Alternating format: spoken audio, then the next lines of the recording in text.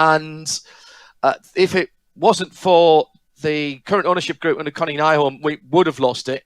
It was sort of shut for 30 years. It was indeed shut for 3 decades, and it sort of came back as a country club type of thing, and then we got racing back here, and it's been brilliant. I first went there right at the very end of the American Le Mans Series era, and then we've been back in the new IMSA era every year.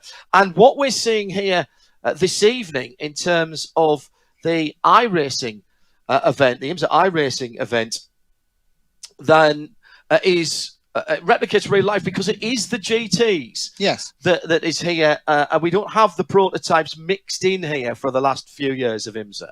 No, interestingly, you mentioned the ALMS. Well, the ultimate lap record is still held by Klaus Graf, when they actually did run P2 cars here in the ALMS with the muscle milk machine, blast from the past for our fans of the ALMS there. But yes, the last few years it's been just a GT track only. It is really, really tight, this circuit, and the idea of piloting several DPIs around here, a little bit frightening. So wisely, just a GT course. But this track itself on iRacing is actually, John, even more difficult than the real VIR. Well. Yeah, why is that? Come on, go through. You've got all the stats here. Yeah, basically, the VIR was one of the original circuits scanned for iRacing back in 2007, 2008. So it was accurate to as it should be there. The thing is, in 2014 and 2016, the real VIR was repaved, including widening in several areas. So the track is narrower now. Also, the famous landmark or track mark, the oak tree at turn 12, right at the top of the circuit, well, that fell down. It wasn't chopped down, it fell down, I think, in the storm in 2013, but it's still here resplendent. So we have historical tree racing as well as everything else today, but this track is treacherous, and we've seen that in practice, and cars go off left, right and centre, because one wheel off and you are skating on the grass in a more beautiful way than even Torvill and Dean can do. Our colleague broadcast colleague Jim Roller some years ago, when we were at this circuit, said one of the things he liked about it, Ben Constantiouris, was the lack of runoff and paved runoff area around the circuit. There were consequences, but not necessarily catastrophe. Cars have got faster since then, and they're really, I mean, we don't have wet grass here, but in the early morning in practice, in the early morning in warm-up before races, going off the circuit here, very, very difficult in real life, because slick tyres are wet grass, and there's an awful lot of the areas where the grass runs downhill from the track, and actually getting back on, very difficult indeed. But the other thing is, everything's a bit slippier in iRacing than you would expect from real life. So you talk about wet grass, it's kind of wet grass all the time. So if you do go and dip your wheel over onto the grass, and there's plenty of places here where you want to really monster the curbs and take that risk and try and widen the track as much as possible. If you do that and you do just touch the grass a little bit too much, you will instantly be spat out. And at some points of the circuit, that means meeting the wall quite quickly. So actually, it does have big consequences here. There is no such thing. Well, there is. Track limits are the limit of the track, and there's no runoff areas at all other than the grass. Yeah, I mean, I've done many laps in here in many different cars. But Ben and I had a race in the Skippies here a few weeks ago. Skip Barber, yeah. The problem is that, as you rightly point out, that the track is cambered, so effectively it's slightly raised above the ground surface. Whenever you go off, I don't know how it's possible. You always go downhill off the track. I mean, it doesn't seem physically possible.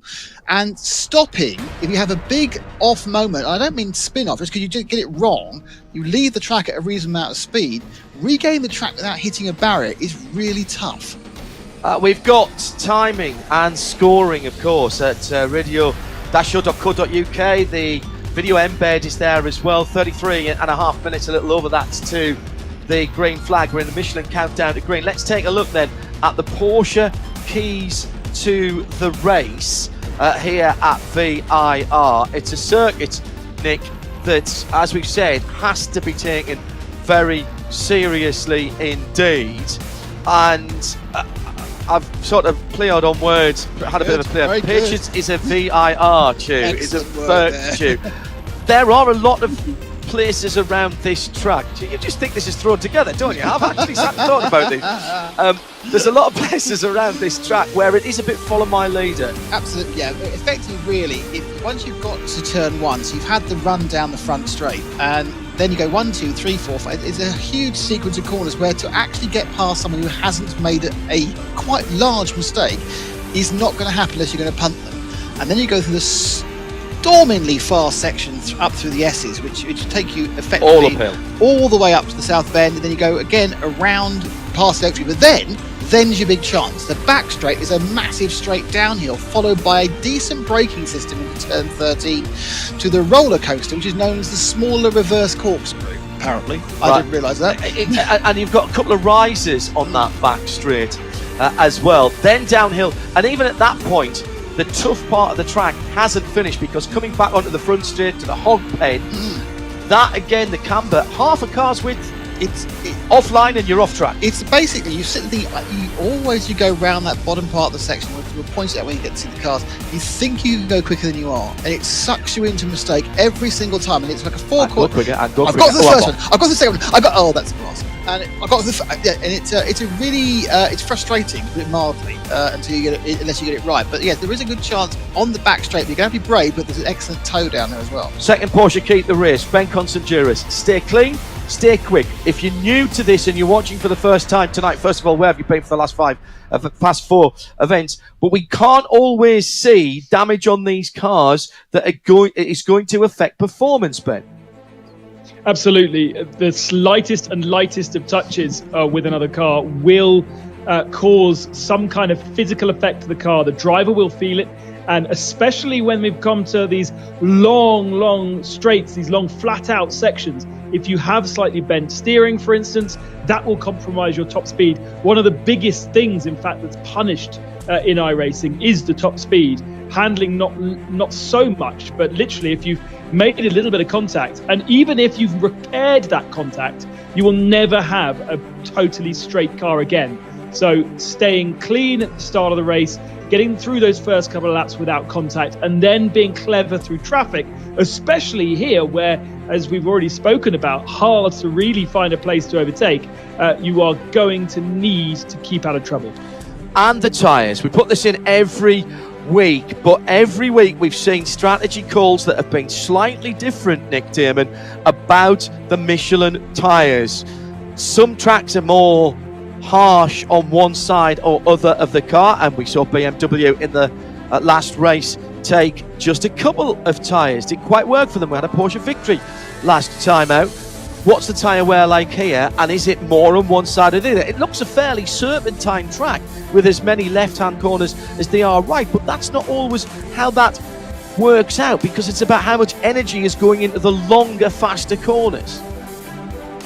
Your quick corners are pretty evenly spread. Turn 9, which is right-hander, and turn 10 are probably the fastest on the proper corners. There's a lot of stuff where you're going fast and turning slightly, if that makes sense. From my practice, I didn't see massive tyre wear, but then I'm not running the setup these guys are wearing. If ever we get to the situation like we did in the first race in Sebring, where they can run through without changing tyres, this looks more like it to me. It doesn't seem like a particularly abrasive track. But, and I'm going to absolutely put my hand out here, I'm not running the setups they're running, which may be able to work the tyres much better and hence be faster. And finally, can I also add that Nick is not a professional racing driver and simply just an iRacing fanboy. God. So he's an iRacing not god. Running the same level as these guys as well. No, sorry. I'm not even going to point people to the replay at the weekend and who out of your team got the only penalty, Mr. Constantiouris. Yes. But let's gloss over that. You mean bin Constantiouris? Oh, very good. I see what you did there. Pace when it counts. Pace when it counts, Ben. And when it counts is actually towards the end of the race. We will have a competition caution, a full course yellow here. That may not be a strategically advantageous time for anybody. So you've kind of got to forget about that for your strategy, and we've seen that it is possible to make up time near to the end of the race if you've got the car in the optimal setup with the tyres and the fuel level exactly right. Yeah, save as much as you can before we get that competition caution, because you can then save time in pits, and if you have the ability to save tyres, then you can do that as well. So I think before we get competition caution, you really do need to just be in preservation mode, if you like, and we saw that working quite well in the last round. Once we've got out of that caution period and we go back to full racing and green flag racing, then really push to the end of the race if you can. At the moment, those safety car periods have been thrown at very kind times. You know, it hasn't really punished anyone particularly, which is good, because it is obviously a race control decision. They've always come around the same time. It's just been kind of just after halfway in the race. So I think teams and drivers will be mindful of that, not to push too hard, not to take too much out of themselves, the tyres, the fuel in the car before then, and then push afterwards. And we could have put the fuel in as the fifth one as well, because in the real world, VIR is always a fuel race. There's a lot of flat out here, a lot of heavy full throttle running around this circuit, and that could be an issue as well. At IMSA Radio, if you want to get in touch with us, that will get you to the Haggerty Global Broadcast Centre, which is where we all are, spread around the world still at the moment. Hello to Shea Adam, our usual pit lane reporter for IMSA Radio, remembering happy times with Muscle Milk and their prototype VIR. Klaus Graffers, Nick mentioned, having the outright lap record for sports cars around this beautiful circuit. Can you believe the race motorcycles here as well, Nick? And that would be something to see. And a quick note as well, by the way, in the real world, AMA getting back to back to real world racing at Road America this week, and our good friend Jamie Howe on that broadcast. We wish her all the best, and can't wait to see some two-wheel motorsport from the US this weekend as well. So there's our Porsche keys to the race. Patience is a VIR chew. Stay clean, stay quick, and the tyres. Pace when it counts. You can add a bit of fuel management into that as well. Basically, you've got to have everything optimised towards the end of the race. Right, fellas, tough call here. But Nick, you've been really scrutinising the entry list. No Nick Tandy, as we've mentioned. We don't think we're going to see Earl Bamber tonight, so a couple of the Porsche drivers. And Ai-Chan Guven's Ai-Chan Guven not in either, Chan not here either. The 09 is an addition, Tom Long, for automatic racing in a BMW. Welcome, Tom, to the IMSA iRacing Pro Series here. Is this a BMW track? Is it a Porsche track? Is it a Ford track? And how do those manufacturers break down? Ferrari's got some good drivers in here as well this weekend. Yeah, there are 4 Ferraris, most of the Reese's. There are 12 Fords, 18 BMW, and 16 Porsches. Porsche's getting more and more popular as the season has gone on. They did start with 20. Yes, then it dropped and it dipped dramatically. At 20 at Sebring. But we haven't got the race winner. We haven't got the highest iRating driver, apart from Machine, of course, in Ai-Chan Guven, so perhaps their attack's a bit blunted. It does look like a bit of a BMW benefit if we just look at practice, but that's not even qualifying. But you kind of think sometime Ford have to get a break, and one of the drivers has to not be punted off whilst in a great position. Well, and let's talk about the weekend, Ben Constantiouris, because we have 2 of the drivers who won the Monza 12 hours at the weekend paired up together in a GT3 Audi for WRT. That is Mirko Bortolotti, regular driver for Audi and the VAG concerns over the last few years in real life. Kenton Cook jumped in with them at the weekend, and they had a 1-2. So they are full of confidence coming into this race this Thursday evening.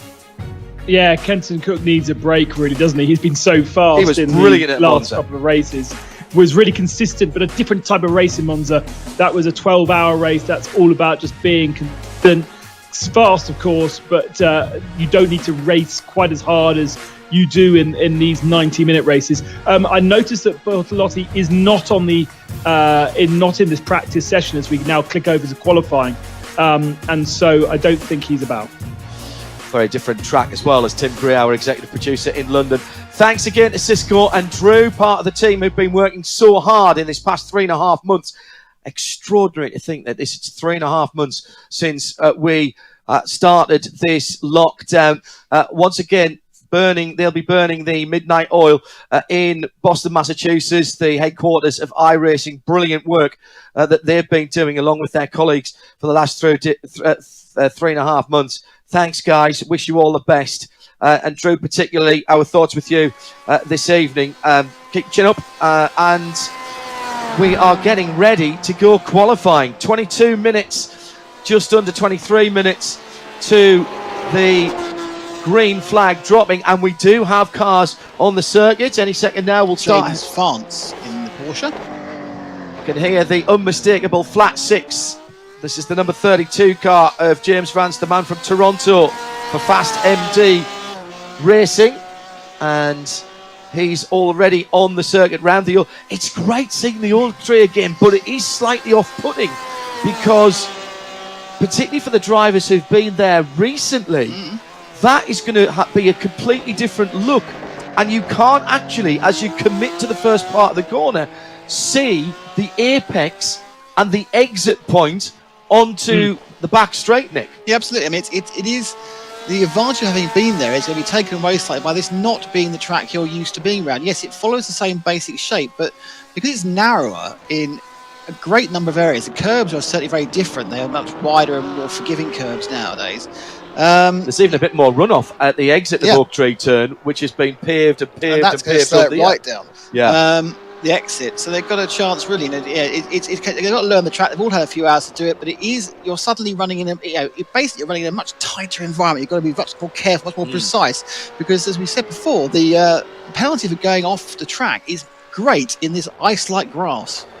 Shea Adams been crunching the numbers. She did the preview for us on Midweek Motorsport earlier on this week, and since 2014 in the real world, winners at VIR in GT Le Mans have been, in order, Ferrari, Porsche, Corvette, BMW, Porsche. So everybody's had a go here. Apart from Ford. Yes, apart from Ford. So therefore, it must be the time they're going to win. And just remember, guys, that they only have 2 laps to get their qualifying done. And I'm actually on my screen watching Nicky Katzberg, who just put it in the wall. So Nicky is going to carry damage into this qualifying.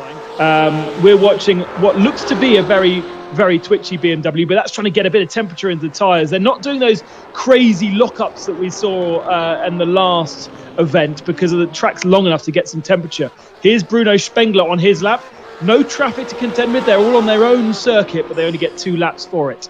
And if you go slightly off track, as he almost did there, you will get what's called a 1X, and your fast lap will be deleted. So the track limits are incredibly severe. There's no man writing a report to phone the stewards up about.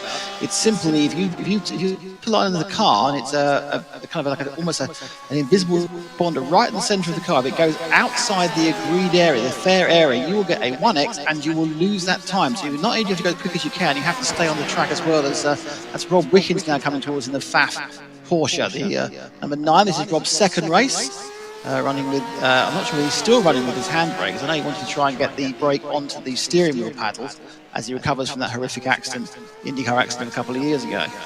And sweeping down to the end of the lap now. This is very difficult at full speed, the left and the right as you go into the hog pen. And now he's just trying to start, so he puts full power onto the front straight, going past the pit building, and you can see the awnings are all up in the pit lane, and they'll come straight down to the straight. Of course, the front straight isn't actually straight. It's got a kink about 2/3 of the way through, just before the actual start-finish line, and we brake hard into turn 1, the horseshoe, which is a much, much tighter hairpin than you think it's going to be. And it's 20 quite nice drivers at set lap times at the moment, with Bruno Spengler the fastest man, as you can see, and we see the 10 car putting it in the wall. Now, hang on, the 10 car is Katzberg. So Katzberg has had an absolute disaster for qualifying, and I don't even think he has set a lap or will set a lap, because he only gets 2 chances, and he was off on his warm-up lap. He was off on his first lap. His second lap will be a warm-up lap, and then he'll be given the flag. So for a man who's right at the sharp end of the championship, Katzberg's had a shocker. And that championship, this is a championship And I think it's 8 points. Isn't 8 it? points between. It's swapped over the last couple of races, but Spengler put an excellent performance, excellent damage limitation performance in the last round, really, at Road America. Managed to come through the field, and he has an 8-point lead over Nicky Katzberg. And as Ben rightly points out, the best that Nicky can now hope for is a warm tyre lap with a damaged car. I think he has hit the tyres on lap 1, warm out lap 2, the first lap, so he can now. It would make him worth his while to try and run a lap now with a slightly damaged car and take the, because if he goes out again, he'll lose the third lap and then he'll warm up. So he's going to need to do something, but he's going to end up at the back of the grid. He's not going to be in the front unless he does it superhuman. And if he ends up at the back of the grid, the problem he's got is it's impossible. It's very, very difficult apart. Back on a Philip N come back from a couple of rounds ago, and Philip came from 46 to 4th. But, you know, it's still very hard when he needs to finish in front of Spengler. He needs to at least reduce the gap by a couple of points going into the last round in a couple of weeks at Watkins Glen. Very impressive to see Augusto Campino in the Ferrari up there in third position, because there's not many Ferraris. They're not well represented. I would have thought this is a bit of a Ferrari track, though, because the Ferrari is a very slippery car. It's a very fast circuit. So it, for me, is a Ferrari Ford track. But we got a Ford in second, a Ferrari in third, and actually the first of the BMWs, apart from Spengler, who has the pole position, you've got to go down to John Edwards in sixth. Another guy who is missing, Robbie Foley, didn't get enough practice in, and so the Turner Motorsport driver is not with us tonight. That's interesting. A lot of drivers are not just prepared to risk it in this series anymore, are they? They want to be there, they want to make a positive show. This is a tricky track. I remember we ran here for a while, Ben and myself running for the in the skips, which are much easier, and even that, it took a good, I would say, 70 or 80 laps before you actually had every single nuance of this circuit worked out. And that's just to compete at the club level. So if you want to compete at the top level, you want to get many hours as you can, not just to hone the setup, but also to work out the best way to run the track. And there is certainly on this downhill section after the oak tree, half the back straight, the 13, 14, 15, the roller coaster, the 16 and 17, the hog pen, really complex bed, and it takes a long time to even really work out which of the many options is the best way of getting around that section. Kenton Cook is on the pole position, just 1/100th of a second ahead of Spengler, but it's a really mixed up front couple of rows with Koch, Spengler, Fluker and Vanthor popped himself into fourth. I was really worried about Porsche without having Nick Tandy and Ayachan Guven, who have been their two stars really in the series.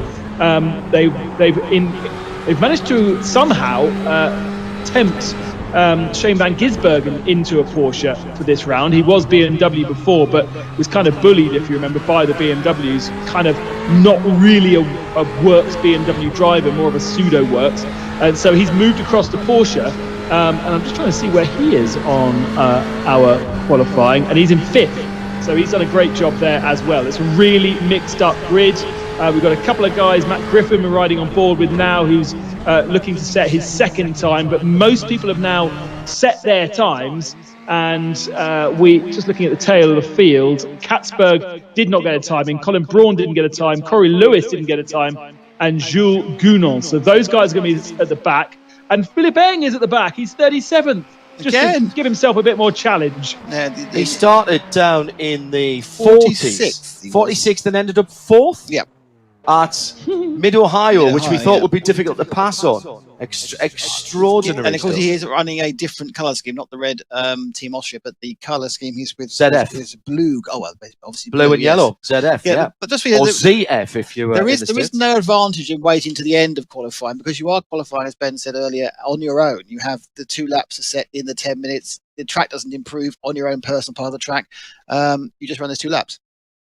Just a quick message for Drew. Can you just check your Facebook messages? I've dropped you a couple of notes on there. As we look at the qualifying results from that practice, that qualifying session, it goes over so quickly. Kenton Cook on pole, 142.774 is 0.010 of a second away from second place. Bruno Spengler for BMW. Then Ford, Rodrigo Fluger, who's had a pole position already this year in the 47 Motorsports car.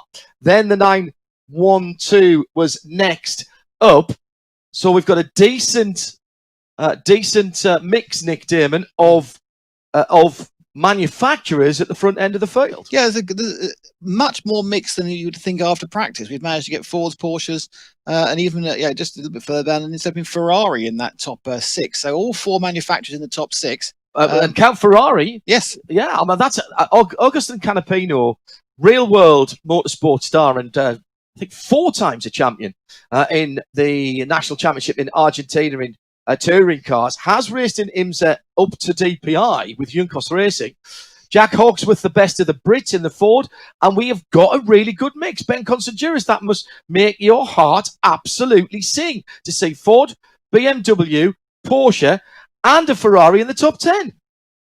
Especially a Ferrari, because they really haven't been well represented so far, and getting Canapino on board with them is fantastic to see. He is the best I-rated driver in our field at something like 8,000.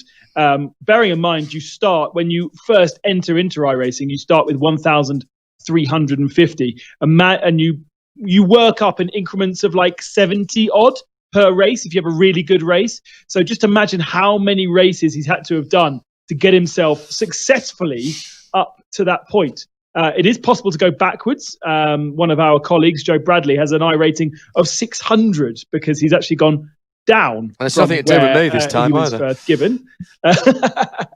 But there is lots of different experiences. Riley Dickinson, in fact, has an I rating of 361, which is incredibly impressive to have gone backwards that far. That really is someone who has overly optimistically entered races they weren't qualified for, because you can do that. You can think, I'll give it one a go, and you end up in a race where everyone's incredibly good, and I'm last, and you still lose all the points. So it is a constant battle to keep your I rating up. There's, of course, the safety rating as well, which isn't really counted for much here, but does account in your iRacing progression to your various licenses as you move up. But yeah, I mean, it's a very good indication. Really, anything over 3,000, 3,500 as an I rating is a very, very good driver. And you get to 7 or 8, you're kind of an alien. So so we've got a fantastic mix of chassis. It's the first time we've seen all 4 chassis in the top 6, and also with a couple of stragglers at the back who'll be fighting their way through in Nicky Katzberg and Philip Egg. We are set up for a cracking 90 minutes of racing here at Virginia International Raceway. So, Ford versus Ferrari versus BMW versus Porsche, all in the top 10. And that, frankly, is brilliant stuff around the serpentine, rolling hillsides of the green of Virginia International Raceway. But that, at the moment, is the quiet side of the track. The silence is about to be broken comprehensively as we're ready to go racing for round 5. Michelin presents IMSA iRacing at VIR, and it's live in sound and vision right now.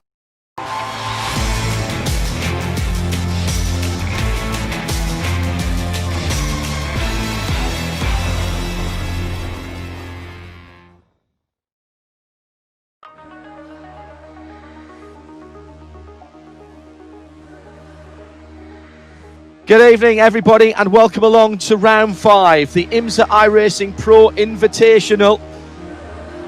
This is Michelin presents IMSA iRacing at VIR, Virginia International Raceway, a circuit that we lost for 3 decades in terms of competitive motorsport, back in the real world and available for us in the virtual world as well. Hello, everybody. I'm John Hindhaugh with the IMSA iRacing team here in the Haggerty Global Broadcast booth. We're just over 9 minutes away. Nick Damon and Ben Constantiouris to join me this evening. They've been part of all of the previous 4 rounds, and once again we're lining up half a century, 50 cars to get ready to race, all in GTLM, mirroring real life. The IMSA racing over the last few years at VIR since 2014 has been actually a little bit later than that, but has been a GT only affair with no prototypes involved, although the outright lap record here is still held by Klaus Graf in a Muscle Milk Open prototype, a white, black and red car that he flung round here. 42 qualifiers we have had, and that is people out on the circuit. Will we get a few more joining in at the end who haven't turned laps? We're going to try and link up now with a guest this evening, and hopefully I'll be able to hear what they are saying at the moment. And delighted to welcome Tony Menard, the Motorsports Director of Michelin North America. Hello, Tony. How are you this evening? Good evening. I'm doing well, thank you. Tony, it's an absolute joy to have you on board with the virtual version of this race. Michelin, of course, big partners with VIR, and actually you use the facility for a lot of real-world testing for your street tyres. Yeah, that's true. We have the pleasure to count on the VIR team and the team of Connie Nilholm to help us on a regular basis for track days, for testing, and we are extremely happy tonight to be able to present the iRacing Pro Series IMSA by Michelin at VIR. It's a combination of good news for us. The situation at the moment is, to use a Ron Dennis explanation, is less than optimum for all of us around the world, and there's a lot of things going on outside of motorsport. How has Michelin adapted to the current situation with COVID-19 that has caused so many problems? Indeed, we have been touched around the world by the crisis, and so I think the chance we have is somewhere we have an international presence, and we learned a lot from what happened at the early stage in China. Because we have facilities over there and we have factories, and there was a kind of transmission of learnings and know-how between the Michelin teams around the world, from Asia first to Europe, and you know that our headquarters are in France, and then to North America and now South America. So it was tough. It is tough because the business is down, and if we speak about motorsport activities, everything has been stopped around the world. So we try to adapt. The company has as well started extremely early to work on how can we support the situation today. So we are producing masks. We are producing sanitizer. We have launched several initiatives with our subsidiary working on 3D printing to help hospitals and supply equipment. So it has been a tough time. So waiting for the right moment to resume activity, but in the meantime trying to help everyone around the world with our company and outside of the company to face that situation. Tony, and anyone who knows a little bit about accents and dialects will have noticed that although you're director for Michelin North America, there's a French twang in there. You're very proudly brought up in the region of Le Sarthe in department number 72, which of course is Le Mans. Yeah. It's somewhere a kind of destiny, because indeed I was born in Le Mans. My family is living in Le Mans and close to Le Mans, and you know when you are born in Le Mans, the yearly event when you are a kid and when you are an adult later is 24 hours, and moving to North America now and working in the motorsport environment, I'm extremely happy to on a regular basis to use some references to my hometown and my home country to discuss and to engage with people, because indeed Le Mans has a meaning in the racing world, and I'm extremely happy to know a little bit what lies behind the race, and to have the chance to live it several times when I was young. Well, can't wait to see you and talk to you in person, Tony, at Michelin Road Atlanta for Petit Le Mans, and hopefully as well at the Circuit de la Sarthe in September, of course, as it will be this year. Yeah. Tony Menard from Michelin, thank you very much for joining us. Thank you very much. Have a good race. I'm sure we will. The Tony Menard, Director of Michelin Motorsports North America, joining us in the Haggerty Global Broadcast booth here. Here's how they'll line up. Kenton Cook on pole position in the Ford from Bruno Spengler for BMW. Then another Ford, the 47, Rodrigo Fluker. Not the fastest of starters. Rodrigo likes to take time to get a heat into the Michelin tyres. Then Lawrence Vanter, Shane van Gisbergen with his best qualifying since he's come into this championship, and we know how quick he is later on. So the strategy may well play out there. Jack Hawksworth and Richard Highstand on 4. 5, John Edwards and Colin De Filippi, real world teammates for BMW. Richard Westbrook starting further up than we've seen him as well. Shinji Mishimi might be a little bit disappointed there. Row 7, Carl Masson and AJ Allmendinger. Good qualifying for Dinger as well in the 60 car. That's one of the Ian Vassar-Sullivan 5 cars they've got, and 3 different manufacturers. Tom O'Gorman, the qualifying hero in front-wheel drive in Michelin Pilot Challenge in the real world, has Sebastian Priaulx in the Ford, the 111, the Nelson car for company. Then row 9, Jesse Krohn and Matt Bell for Rebel Rock Racing and the Urban Grid liveried machine. Riley Dickinson, Daniel Morad on row 10. Row 11, Ben Waddell and Harry Tinknell. Matt Griffin for Risi Competizione Ferrari, who won here in real life a few years ago, as Scott Hargrove in the bright green number 92, the full Top Gear car. Justin Nunes and Corey Lewis on 13. Robert Wickens back with us again after a super race a couple of weeks ago. He's got Aaron Tillett for company. And then it's Tristan Vautier and Joel Miller on row 15. Tyler McQuarrie and Mason Filippi are on 16. Michael de Quesada is back with Joao Barbosa for company on 17. Inside of 18, it's the number 19 car of Parker Chase, another one of the Ian Vassar-Sullivan cars. And then behind him, Nick Bull in the 00. See, that for me, that means Dick Dastardly and Wacky Races. That's what I grew up with, that 00 car. Philip Eng with the ZF colours on his car rather than the red and white of BMW Team Austria. Tom Long and Nicky Katzberg behind them. Jules Gunon and Colin Brown on row 21. So we're about halfway through what we might have seen, or towards the back rather, of what we were expecting to see. And that is your qualifying. So 42 cars on the grid, exactly as Ben suggested, what we'd seen from the qualifying.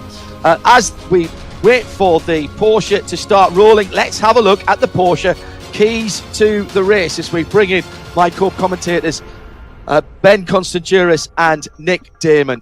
Patience, particularly in the early running, is a VIR, is a virtue. Ben Constanduris, there's a lot of places here where it really is follow my leader. It's interesting, especially as it's a very, very tight track, and more importantly, not only is it a tight track, it's tighter than in real life. This is actually going back in history. This is VIR from 7 years ago. So the drivers who are racing here for real just a few months ago, are finding a much narrower circuit and a much more tricky track with even more, jeopardy if you go off the side, but also a nice tree to go around. Yeah, the oak tree is still there. This was modelled before the oak tree disappeared. Stay clean, stay quick. Ben, every iRacer knows this, but some of our audience perhaps tuning in from the real world, we don't always see the damage, but my goodness me, top speed, which is very important here down the back straight and the front straight, that can be affected by even just a little brush with another competitor.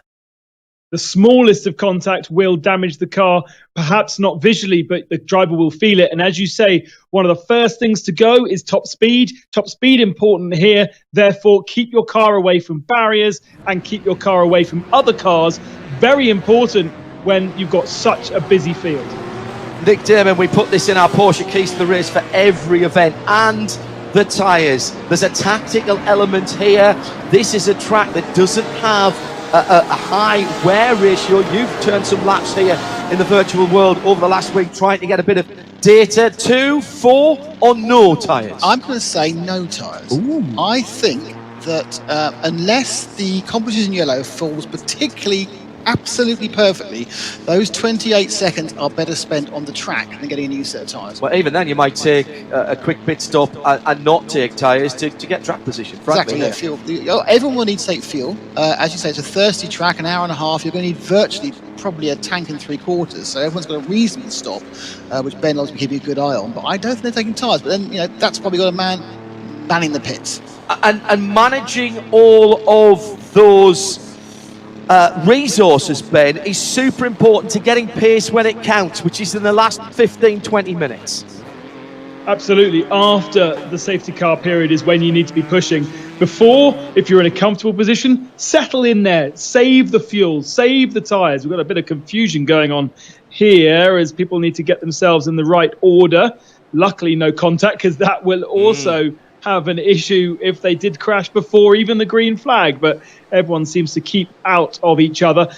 I'm going to watch Nicky Katzberg and Philip Eng. They're at the tail of the field. I just want to check to make sure they can get through the early traffic cleanly, because they will then have a chance at the end of the race.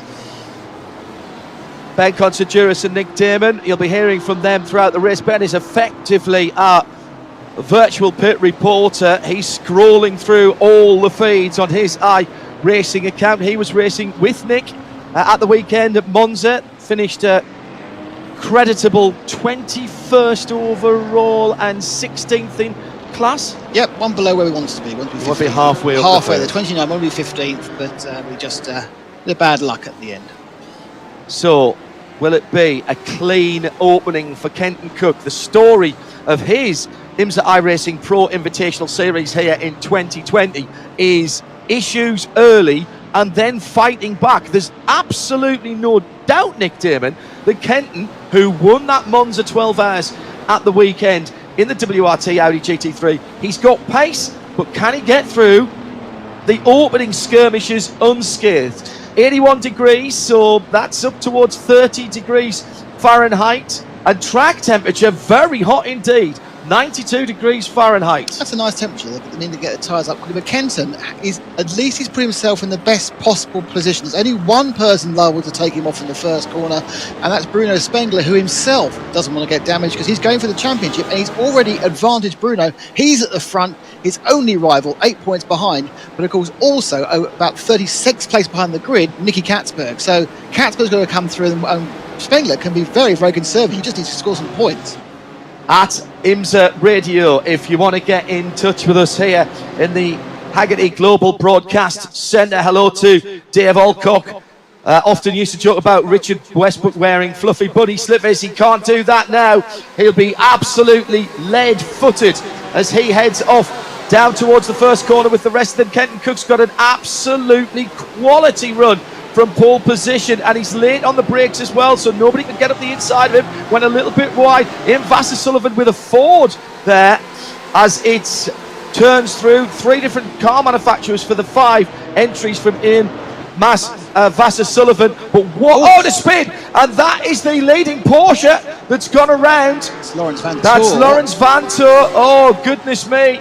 And that looks like damage. That was running from NASCAR turn to the left hook. And it's not finished yet. No. Faf Racing's in there. Robert Wickens getting turned around. The white, red and Motul car. Side by side, 2 more Fords. One being the Ian Vassar-Sullivan. This is great news for Kenton, who is able to get away. Rodrigo Fluke has come into second place. No, he's still in third behind the red BMW of Bruno Spengler. Oh, and a huge incident going up the hill with 2 cars coming together. Those were cars that were recovering from that third corner incident. We'll get back to that in a moment as we watch the leaders head up towards the roller coaster for the first time. Nick? No surprise whatsoever that we had problems going through NASCAR Bend in the left hook 3 and 4, because it's one by one, even though you think it shouldn't be, and there were at least 25 cars trying to get that piece of tarmac. That second accident you saw just in the background, I think that may have been caused by a bit of netcode actually. I think I saw a car suddenly appearing in front of someone which he then hit. But that whole, when you have 3 wide going into a snake-like pass which is funneling you in, the tippy-tappy thing, I don't think, to be honest, that it's going to have done most of those cars who got turned around much damage, because a light turnaround doesn't tend to do much. Of course, what it does do is you lose loads of time, and there is a possibility when you're facing the wrong direction you then get a serious hit. But I think a lot of those cars will be able to pick up and run Now they have to settle down. Now they have to concentrate, and now they have to make sure they stay on the lead lap in time for the full course yellow, which will then squeeze the field up. But of course, they still need to make some positions up. It is that sort of early lap chaos, not a surprise at all. But finally, Kenton Kook's made a decent start. Spengler second, Roberto Fluger third. Shane van Gisbergen is now the leading riding Porsche for the first time. He managed to pull himself through, John, into fourth place. Highstand fifth, Shinji Mishimi sixth, Carl Masson seventh, Campino the leading Ferrari in eighth. And still, Campino had contact with Lawrence Vanthoor at the start. Vanthoor lost it totally on his own, no contact from anybody else. Spun across the bows of Augusto Campino, but he managed to continue. But for sure, will be carrying a little bit of damage, and that's how the chaos began. and it was certainly chaos, and it continued even as they recovered and started to head up through the snake and up to the uphill S's already onto the back straight, the school straight, if you will, with the secondary pit lane on the left-hand side of Scott Hargrove, who is in that full torque gear machine.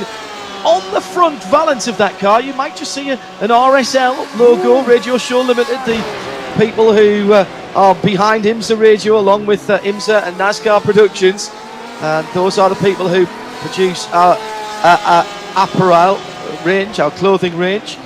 Through into the top of the hill then, and now diving down towards the hog pen. Just when you think, Nick, that the lap is over and you've done everything that you need to do, you get down the hill and the cambers are wrong and you've got the hog pen onto the front straight. I have thrown so many decent time laps down on the hog pen. You've got 75% you think you're going to be straight through and you just slide off. Man who hasn't slid off is Bruno Spengler, currently second and very, very happy where he is and relaxed as you could be. He looks like he's just going out, well, not even a Sunday drive, looking, he's just having a little bit of a look about. He could be going a chess game, couldn't he? He's so relaxed.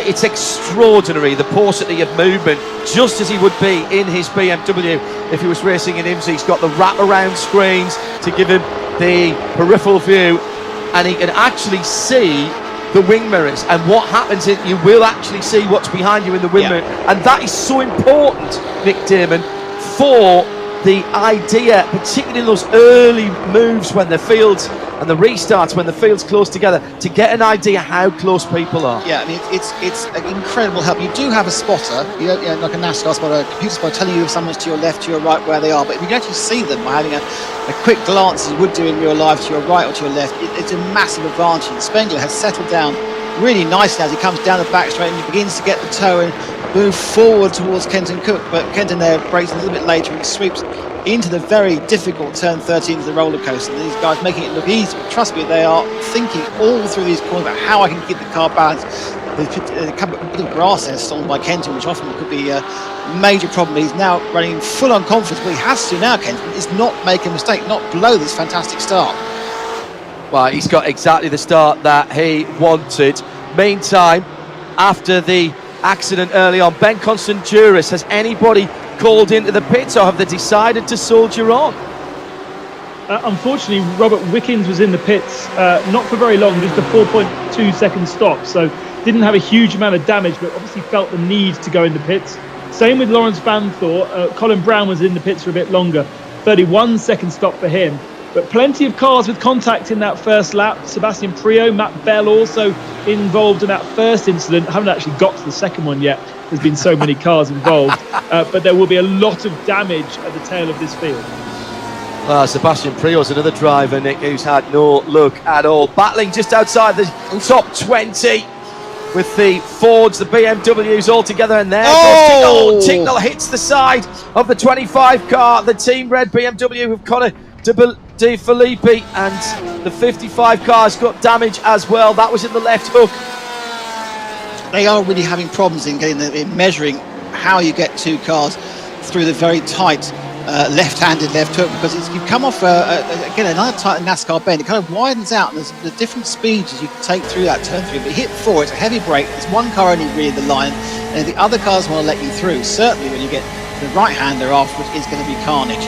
So this isn't particularly surprising me. I'm just surprised that the drivers aren't being a little bit more sensible, knowing what damage can do, but they haven't perhaps just given themselves a little bit more time. There was a Ferrari spinning before the green flag. Alan Prosser has pulled that out, and that was coming down from the from the roller coaster down towards the hog bay. And that all happened before the green flag. It doesn't surprise me because don't forget, the back of the train gets the green, green, green sign. Actually, when they haven't even hit the straight line, know it's going to happen. He probably just put his power down whilst he was already on off camber, and in doing that, he just spun it because he's on cold tyres. So just a bit too keen to get on the throttle. May, of course, we give a little tiny nudge by a man behind him. Who knows? But it's very, very common and really annoying to have instances on the rolling lap, John. Yeah, and the Junkos Racing car of Augustin Canapino, the 66 car, sitting in behind Carl Masson in the bright red Porsche. So that's the battle for 7th, 8th and on down over as they head through the snake and up the uphill S's. Magnificent part of the circuit where there really is only one line, and you have to just be patient. Remember how Porsche keys the race earlier on. Be patient, because there really is just one line. Patience is a virtue here at VIR. Now into the fast first part of the Oak Tree corner, and a much tighter exit than it is now. This is retro stuff in terms of the track layout, and no nice tarmac runoff on the outside of Oak Tree at turn 12. Gaggle of cars running down the Skull Straight. This is the 2007 version of VIR. It's repaved in 214 and 216 and got a little bit wider in various places to make it a little bit more easy, and certainly got some more advanced curbs. John, the big mover early on, Nicky Katzberg, he's got the fastest lap and he's up to 17th from about 38th. So he's already moving absolutely the right direction. He has obviously avoided everyone else making tremendous mistakes early on. Philip Eng not moving forward as much as you expect. He's in 30th, John. So, yeah, he's made a bit of progress, but Katzberg now doing what he has to do and get as close to Spengler as quickly as he can. Katzberg onto the front straight behind Ben Waddell, and in front of that, those two are Daniel Morad and Tristan Nunez. So it's BMW in 16th, 15th the Porsche of Ben Waddell, then Daniel Morad and Tristan Nunez in the Fords, and Sebastian Priaulx in 12th in the Ford as well, despite a bit of damage early on for Seb. As Katzberg swept by there past Benjamin Waddell, he's now into 15th, and now he has three Fords, and he's trying to get up the inside at the left hook. Did it as well. I think there's a little bit of acquiescence there by the Daniel Morad car. Okay, yeah. So Morad obviously, I think, wasn't particularly going to force the issue, as he probably realises. I think the drivers do realise about the championship implications. You do have what's called a relative screen, so you can see the three cars ahead of you and the three cars behind you, and how far ahead behind. So he knew that was Katzberg. He knew where Katzberg was. We've had Tom O'Gorman in and out the pits in the number 94, and Parker Chase in the pits as well. Ben is watching all of that. Was that a couple of the damaged cars? It's far too early for a strategic stop, Ben. I think Tom O'Gorman took a tow because it was a 2-minute stop, so it was a long stop. I haven't seen whether... Explain what that is for those who might be watching for the first time. Yeah, so if you've crashed your car so badly that you can't drive it back to the pits, you do have the option of effectively control alt delete, and the car will reappear in pit lane. Virtually, though, they calculate the time it will take from them to get the car from the position in which you've crashed back to pit lane. So if you do it close to the pits, it will be shorter than if you're doing it miles away from pit lane. Normally it's around 2 laps, but so he will be a good lap behind, and Parker Chase is now contributing the same kind of thing. He's up to a minute in pit lane as well. Conor De Filippi, I don't think we addressed. He's also taken a trip to the pits, 20 seconds stop. And he had contact with Tinknell, didn't he? Yeah. That's right, yeah. So you're talking about the Alan Prosser collision before the start. I did catch that when I was watching the rolling up lap.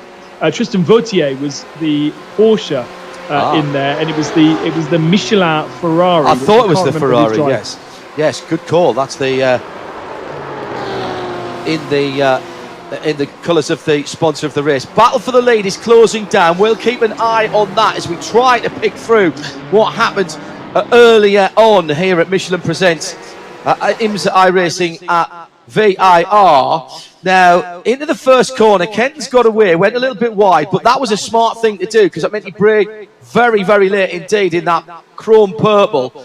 Porsche, 2 Porsches side by side, one of the Ian Vassar-Sullivan Porsches, and there goes Vantoy, just loses the back end right in front of Canapino in the Junkos Racing Ferrari, and then, frankly, carnage breaks loose behind, because at that point, Nick, people are checking up. You're trying to get on the throttle when people are slowing down in front of you. The thing to remember is, if you do slam the anchors on with the cold tyres, then at that point, there's no ABS on these cars. You're a passenger, and the reaction is, when you see something sliding in front of you, how can I get past it? Can I avoid it? I know. And someone spinning around in the early corners of a large race is always going to be a disaster waiting to happen.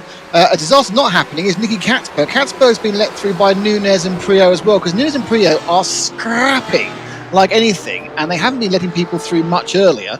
But what they've decided to do is they are obviously not blocking Katzberg's move forward to 10th championship, and he's now moved up into 12th from about 38th. So pretty impressive run so far. Also now, it looks at the front, Spengler beginning to try and put some pressure on Kenton Cook. Kenton, though, as we've often seen, when he's got a bit of space in front of him, able to drive solidly and speedily. Sean McCarthy saying, reminder guys, he's tweeted at IMSA Radio, it's tour time plus repairs plus service time. It's you can't have a fast repair in this one, so you always limp back if you can. Yeah, the tow, whilst it is like a control delete, it doesn't repair the car. The car appears as damaged as you left it, which is very, very annoying actually. So a bit of a tow now. I'm not sure it's enough to let Spengler get past Kenton. And yes, an aerodynamic tow rather than a virtual tow from a tow truck into the top of the hill then, as they come round to complete another lap. They're working on lap number 7 at the moment. The gap is just 0.2 of a second at the head of the field, with Rodrigo Fluke is sitting in third. Shane Van Gisbergen, quiet race for SVG at the moment, 3.5 seconds away from the lead, and they're going to get traffic. They're going to get traffic very shortly as they come round to lap one of the Works Porsches. I think in front of him is that Parker Chase, who's just come out of the pit. I wouldn't have thought he would be in Works colours this evening, and I have to say I didn't see how he was qualified earlier on. The only car in Works colours, this was Lawrence Van Tordron. No one else is running Works cars. Right. Yeah, I mean, it's interesting. I think Shane Van Gisbergen is pretty happy where he is at the moment. He's managed to get himself out of trouble. He's in a clear bit of air front and behind. And of course, there's many a slip now between when he actually gets an attack at the end. Robert Wiggins was right in the thick of that opening lap. One of the Fords, the Ian Vasser-Sullivan Ford, actually did a good thing, didn't come straight back on. But Wiggins got hammered from about 3 different areas. And indeed, even when he was off the track, that wasn't the end of his problems. And spinning the wheels there, just underlining what Nick Damon was saying in our Porsche keys to the race, how slippery it is on the grass. And the errant Michelin Ferrari, which spun at the top of the hill before the green flag, just coming through at the end there. And Rob will be sitting there feeling really hard done by, because what he did was the correct thing, and he avoided the guy in front of him. Unfortunately, the guy behind him didn't avoid him. Off and back on again for the... That's the bright red of... In fact, they're avoiding that. They're avoiding a... is that Katzberg who's gone off and come back on again? I think it was. That was Calmerson who went off, and Richard Westbrook right up his tailpipes in the very light Katzberg made a mistake. I think they were so busy looking at him that the orange Porsche of Benjamin Waddell was kind of sucked into the error, but it's Katzberg who's now... It's Calmerson in the orange car. Okay, sorry. Yeah. So basically Katzberg lost his score, but got to 12, he's back down to 17th again, so he's pushing so hard, he's literally on the verge of an accident every corner, and he's finally had one. But only 5 places, don't think he hit anything, just came off, rejoined the track, but again, it spooked some of the other cars, and the 2 Porsches kind of got together, didn't even want to. So he is... Right, what happened to the BMW number 10? Up the S's then, last time around, right in behind the Porsche, the bright green Porsche of Scott Hargrove. Just hit the curb, on the brakes, locks it all up. It was actually a very, very good save. That is a cracking save on that corner, because normally this ping you straight in that tyre wall, it's game over.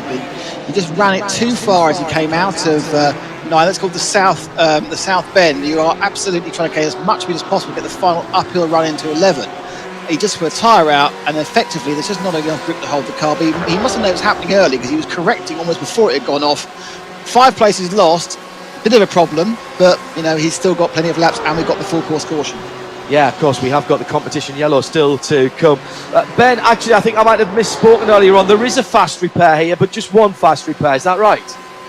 Yeah, one single fast repair. So anybody who's going into the pits right now, they have the ability to choose not to use it. They can save it for later if they wanted to. But I think everyone's used them already in those repairs, and that's why our pit stops, if they haven't been towed, have been short.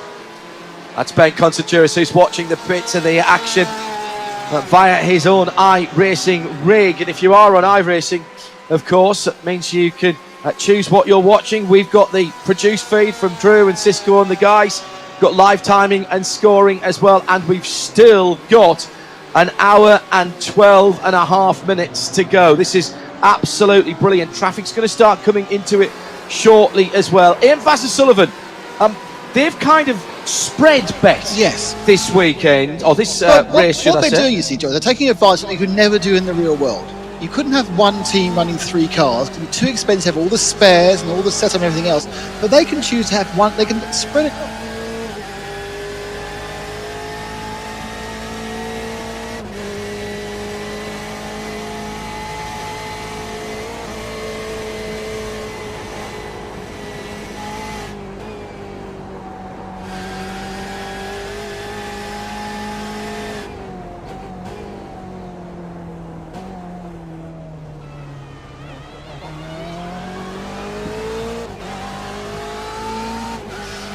McDermott there, and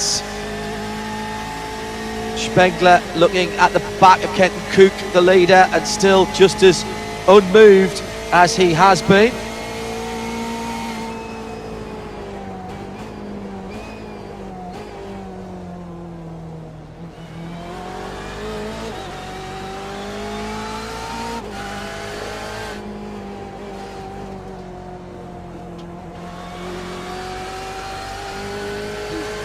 In front of Kenton, you can see the pink car out of the window of the BMW, which has actually in the driver's seat, it's a very small letterbox, and that's kind of a bit of a, we've got an accident coming off there. It's a 70 car has slid off and taken that orange Porsche with them. Yeah, that's Kyle Masson and Daniel Morad battling for 15th and 16th position, and they're both back on. That was coming down from the roller coaster towards the hog pen at the end of the lap. Do either of them dive into the pits? No, they do not.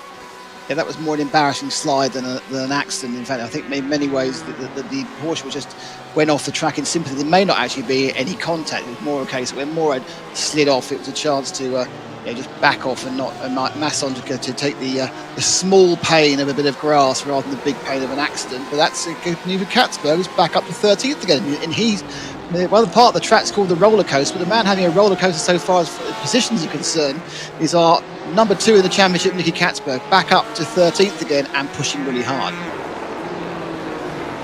Front of the field right close together. Kenton now has a blue and white BMW. They're flashing away the lights. It doesn't annoy people at all, of course, when it happens. And it does make the car at least 10 miles an hour faster. They sweep down the back straight before they hit turn 30. It is a roller coaster. Now flashing as well. Bruno decides to join the flashing club, looking now potentially to get an inside run, but I don't think so, because of course on the advantage of the following car is that Kenton will be getting an aerodynamic tow as well. And they settle down and they swing into the start of the 14, 15, 16 complex and the off-camber hog pen, which catches so many cars out. Few drivers putting in that. Sorry, Ben, go ahead.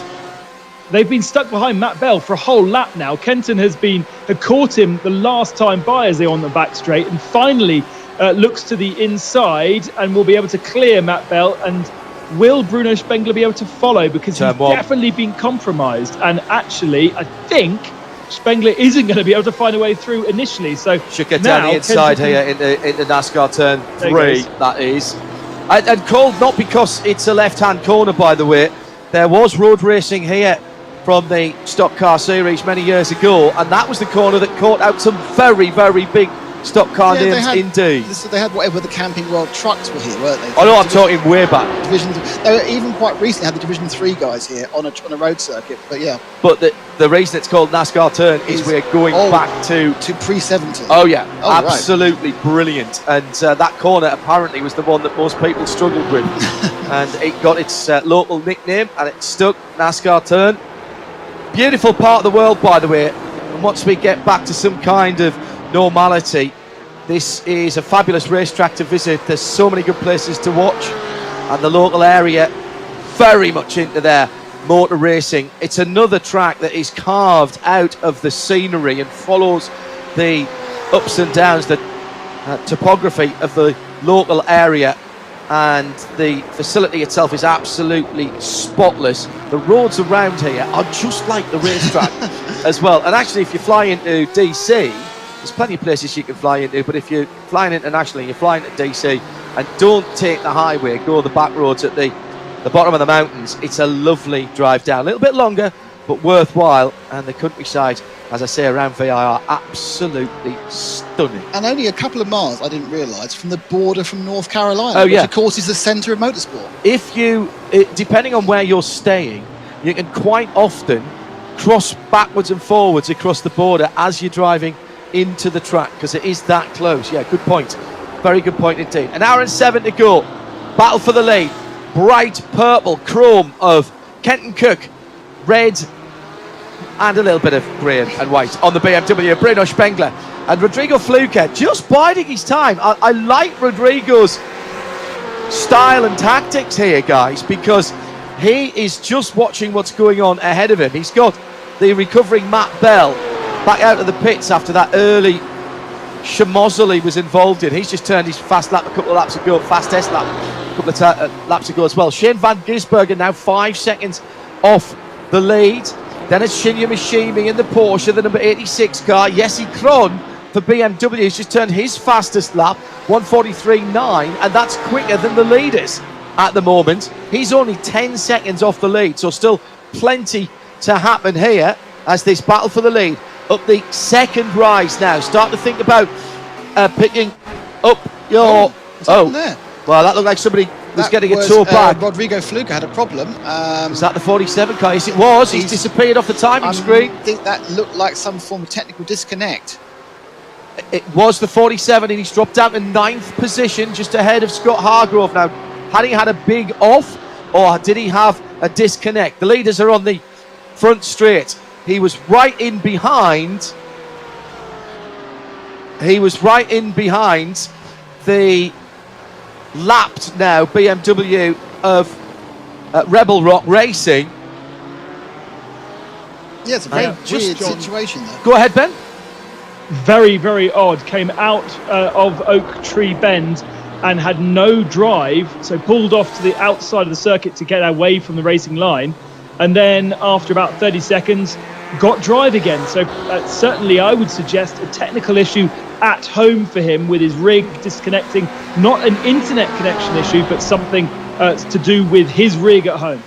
Ah, right, Yeah, okay. that makes it. That sounds like it can happen that you can suddenly get a box of false neutrals because the computer isn't seeing your steering wheel, your gearbox properly, and it's one of those technical issues which you think, oh well, yeah, there's no danger of technical problems when I'm actually just racing at home, but it can happen anywhere, and it's happened to all of us. And suddenly the system isn't doing what you think it should do. Not in the middle of races, a surprise, but Rodrigo lives to fight another day, and certainly now what we now see is a lot of pressure on Shane van Gisbergen, which is high stand less than second behind him. So we've got the top two together. They're on a 5 second gap, and third and fourth together. A bit of overcast in the distance here. That might affect the track temperatures. How will that affect the Michelin tyres? That will be the question that will be being monitored by the support team to these drivers. And you might say, Hindhoff, what are you talking about? Support team? This is virtual racing. You sit in your front room and do that. These guys, particularly BMW, got switched on to this very early, Nick, and they have got a team of full-time sim racers. They've got effectively virtual engineers who will be monitoring things like tyre wear, fuel usage, and working out the strategy calls and feeding that through to all of their drivers, and feeding it through effectively via pits to car radio. Exactly. I mean, they've done hundreds of laps of practice to familiarise themselves with the track, more importantly work out a setup. Then they'll try and run with 3 or 4 or 5 cars, as many as possible, to get an idea of the user's track as you begin to get muck and grime on the side. And then of course what they'll look at, they'll have a basic idea of what fuel consumption is and a basic idea of what tyre wear is, but then you get thrown the curveball of what the day's conditions are, and then they have to react on the fly, and they will have that information, John, about fuel consumption and tyre wear. Carol Brinks just tweeted to us here in the Haggerty Global Broadcast Centre at IMSA Radio. Maybe Rodrigo Fluke got Denny Hamlin, a child with a remote, perhaps No. still the best thing I've seen. Her face. Oops. Very good, very good. Coming down towards the hour, these cars will do around here, I think probably 52, 53 minutes, so we're not quite into the window where you can pit and get to the end. Computer software on our timing and scoring predicting 31 laps to go on lap 16 of 46 that are predicted. That will drop a little bit because we will have a competition yellow, and of course we have a pit stop as well to add into the mix. Initial thoughts then, after that carnage earlier on, Ben Constanduris, what we're seeing is a bit of cat and mouse at the front of the field. We wondered what Kenton could do if he got through the first few laps. Well, he's mixing it with the guy who's bossed the championship. Yeah, Kenton's holding station, and Bruno's not putting too much pressure to try and get past him right now. Same goes for Shane van Gisbergen, who's in third, with Richard Heistan just behind. In fact, they've just caught Matt Bell, so they've got to do what Kenton did a couple of laps ago. Everyone's kind of holding station. Nobody's pushing too hard. Even Nicky Katzberg has now kind of plateaued in 10th position. I think we're waiting for pit stops. We're waiting for the caution period, and then this race will then kind of explode, if you like. One thing you've got to remember to do before you go into any online racing is make sure that your updates and antivirus scans turned off. Yes, absolutely. Windows update. I appear to be in a wall as a rather too attempt to get out of the way by the yellow and white Porsche. That car's already was off at the left hook at the bottom of the hill just before the leaders caught up with it and has just gone off again. Now, John, one thing to remember, as Bruno Spengler follows Kenton Cook so closely, he is saving a small amount of fuel the whole time. He's got a good run here down the Skill Strip. I think he's not interested. I think he's actually using Kenton to push a hole in the air for the very big BMW, and he will save a small amount of fuel. Now, it won't be the difference between a stop or not a stop. It will basically be the chance to actually refuel less. He'll be saving, a tenth, a half, a quarter of a second a lap on his refuel time. So this is a very clever idea. Just stick behind, take the advantage of the drag. Don't try and get any closer than 0.3 or 0.4 of a second. And you might, after a long period of staying behind Kenton, he may be even able to save 2 or 3 seconds of fuel, John, in the refuel. That was Parker Chase, by the way, that dived off the track a couple of times with the leaders behind them. We're going to get to see how much additional pace, if any, Bruno Spengler has in a moment, because he is so close now that I'd kind of like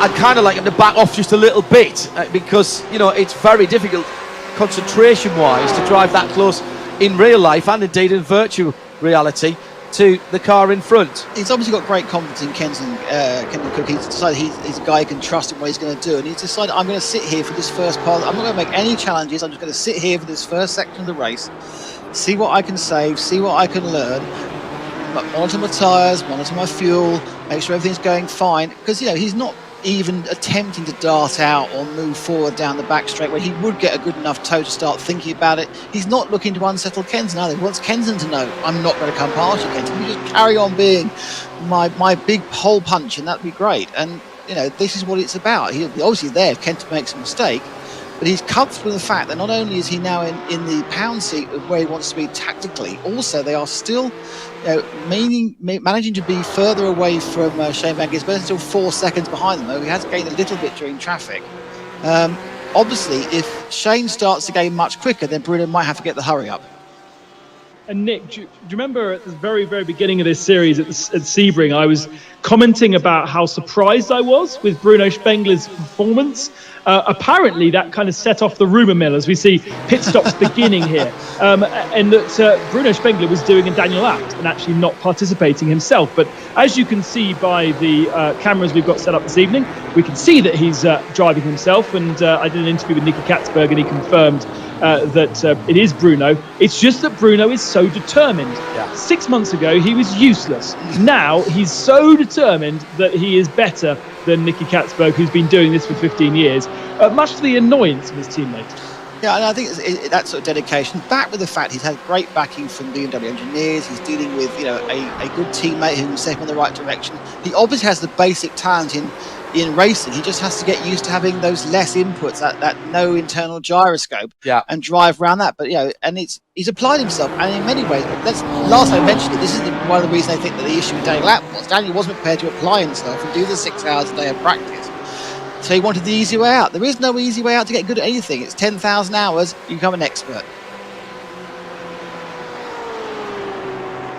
Number 7, Augusto Canapino's been in the pits, and he's just come out. First legit pit stop, I would say. 45 seconds stationary, fuel and tyres given up on the jacks. That's interesting. So if they're going early for tyres, either he thinks that's his big chance, because he thinks he'll be able to make up that space. He's not dropped a lap, and he'll be able to make up that time when we have the competition yellow. It'll be very, very interesting to see if the leaders take tyres. So I don't think it's necessary for my testing. It was Ben very, very pointedly pointed out my testing is at a significantly lower speed than these guys are going.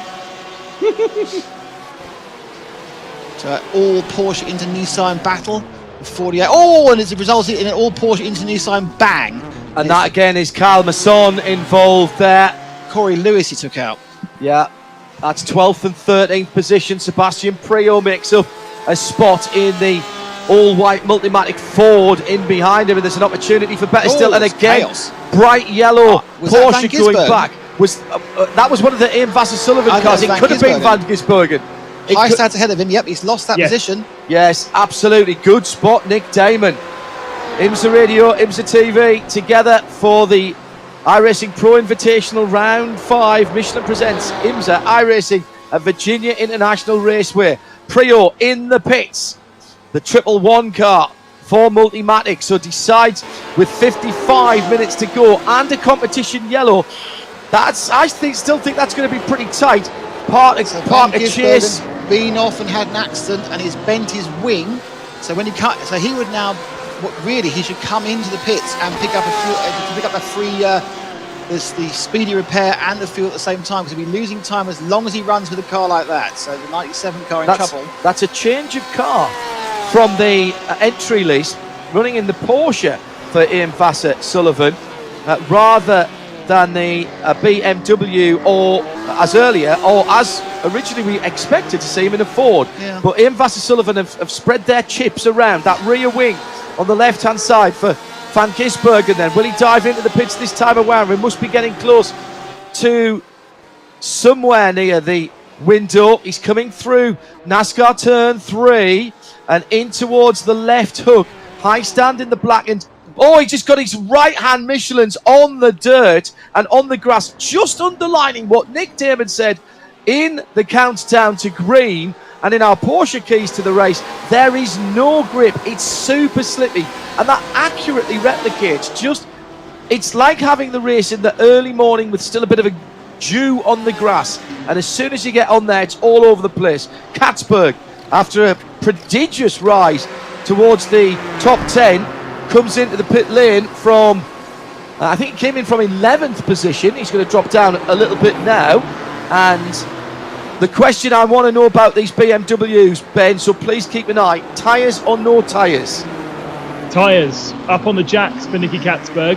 Priaulx is 15 seconds quicker in the pits than most of the other guys. So Priaulx definitely did something different to the rest. 2 tyres, but maybe? I'm watching... Possibly, but Katzberg at the moment, been in the pits now stationary for 30 seconds, drops down off the jacks. It's only a 32-second stop, but he did take tyres. Well, so I think that's 2 tyres, not 4. I think, and we've seen this before, haven't we, Ben, where the BMWs have done that in the past. We'll see if we can get in touch with BMW Motorsport and the Multimatic Ford team and get a word with them.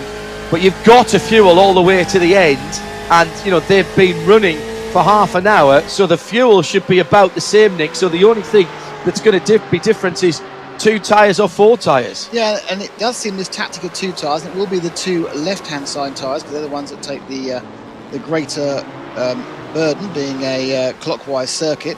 And if Katzberg's in, bet that Spengler's going to do it. And can Kenton just take 2? Now, Kenton lost a lot of time in traffic trying to get through Priaulx amongst others. But interestingly, once again, despite having an opportunity, Spengler just opted not to try and overtake him. At one point, you can see he was almost holding himself on the brakes so as not to get involved in this kind of 3 or 4 way battle behind them. Jesse Kron now is in 5th. It's Kenton Cook, Bruno Spengler, Richard Highstand in 3rd in the 4th. Then Tsuno Mishimi in the Porsche in 4th. Then Jesse Kron in 5th. Shane Van Gisbergen running a genuine 6th at the moment after that accident, which took out his wing but nothing else. First car that's made a pit stop is Philip Eng, the number 26 car. That's the it's normally the red and white car, the team BMW Team Austria. This week it's the BMW ZF team, so it is in the ZF colours of blue and yellow. But was that a proper pit stop, Ben, or was that just a repair That's pit exactly stop? what I was going to ask. Fallen behind him, which seems unlikely if it was a proper full-time pit stop, unless Eng is something amazing unseen by us. Yeah, I've not got Philip Eng on my list of people who have pitted, but that's potentially because my computer hadn't seen it. So he's running 13th spot, so it's running well at the moment. So last lap 1, so his pit stop was on lap 1, which is a repair from damage. Yeah. Right. Okay. So he just needs another stop to get him on fuel. Let's check in with Robert Wickens, who had a great result last time around. He's been refining his rig. If you didn't see him last week, he's driving for Pfaff Porsche. That lever that he uses with his right hand is the brake pedal, effectively. Remember, Robert's still recovering from that horrendous-looking IndyCar accident, but he has made great progress and really competitive. Still using the paddles for the shift, but using that brake. And the way I think the most impressive thing about this, Nick, is the way that he moderates the brake pressure using that. That's not a parking brake, it's not a handbrake, that is instead of the brake pedal, but he still has to then turn if he's trail braking with one hand on the steering wheel, and yet he's adapted to it. Yeah, I was just watching that when he came through the top bend around the oak tree. He was braking, turning, accelerating all at one time with one hand on the wheel, and I was thinking, I can't do that. I need at least 3 extra limbs to do that. So take a lap on board across the start finish line, through the little kink after the start line itself. Turn 1, long 180 degree right hander down through the gearbox, braking all the way to the first apex, balance the car down through the gearbox, little flick of the left fingers there. Turn 2 is absolutely flat, is it? Yes, it is. Tricky turn 3, and somebody spins right in front of him. That was one of the AVS Porsches. Again, that surely wasn't Van Gisbergen having an issue, was it? I don't think so. Might have been Parker Chase. Through the left hook, and now beginning to head up through what's called the snake. There's one line through here, and now you're starting to climb towards the uphill S's. It's all about getting the car balanced through here, up through the gearbox for Robert Wickens in the Pfaff Porsche, just hitting the curb, and hear the wheels coming off the ground. Big dab of brake before the left-hander at the top of the hill. Go off there, and you're in literally another state before you can come back. Oak Tree, 2 parts to Oak Tree. The first one, you can go in trail braking really quick, then it's more braking for the second right-hander there, and you want to get a clean exit because it's a long straight afterwards. Over the first brow, then there's the cut-off onto the Patriot Circuit on the right-hand side. That reminds you where you are, coming up to the top of the hill in the roller coaster. Braking in very quick into the left-hander, then still slowing down over the top of the brow. The camber is really hurting you there because it wants to fling you down the hill to driver's left. Then back on the throttle, but it's still the hog pen at the bottom of the hill. A tricky double right-hander that brings you back onto the start-finish line. There's a little bit of curb on driver's left, but not enough that you can take any liberties. But you want to take, again, as much momentum as you can on the start-finish line. And that was a very tidy lap indeed in the Pfaff Porsche with Robert Wickens. Yeah, I think on board you can see just how tricky it is when you get to the bottom of the back straight, going through 13, 14 and 15, because you are doing everything at once. You're turning, you're braking, you're repositioning, then you're having to brake some more. So you're effectively braking for a very long period. You scrub off probably about 160 miles an hour down to about 40 or 50. And then you've then got to balance the car back up again for the hog pen, which is just built. I think they only put that there to catch you out when you think you finished the lap properly. It's just a really nasty piece of design. As into the pits come the first two. 2 litres into the pit lane. Jules Gounon in there as well. And there's nothing between them. Both of the cars absolutely pristine. By the way, I'm told by Jess Westbrook, the significantly better half of Richard Westbrook, that the pink fluffy bunny slippers have now been replaced by fluffy unicorn slippers. I'm not sure he's wearing them while he's driving, but he tweeted that. Very close in the pits, into the pits, very close parked in the pits as Jules Gounon comes out. Here comes Scott Hargrove in the 22. That's the full torque gear sponsored car, another Andy Blackmore design, as is the Michelin Jules Gounon that we saw earlier on. Also coming in, the 7-0 car is Daniel Morad in the WRT Speedster Audi Sport Ford. And if you're wondering why there are some manufacturers that have got their names on other cars, it's because there isn't a GT Le Mans Audi. 2 litres out, very quick pit stop.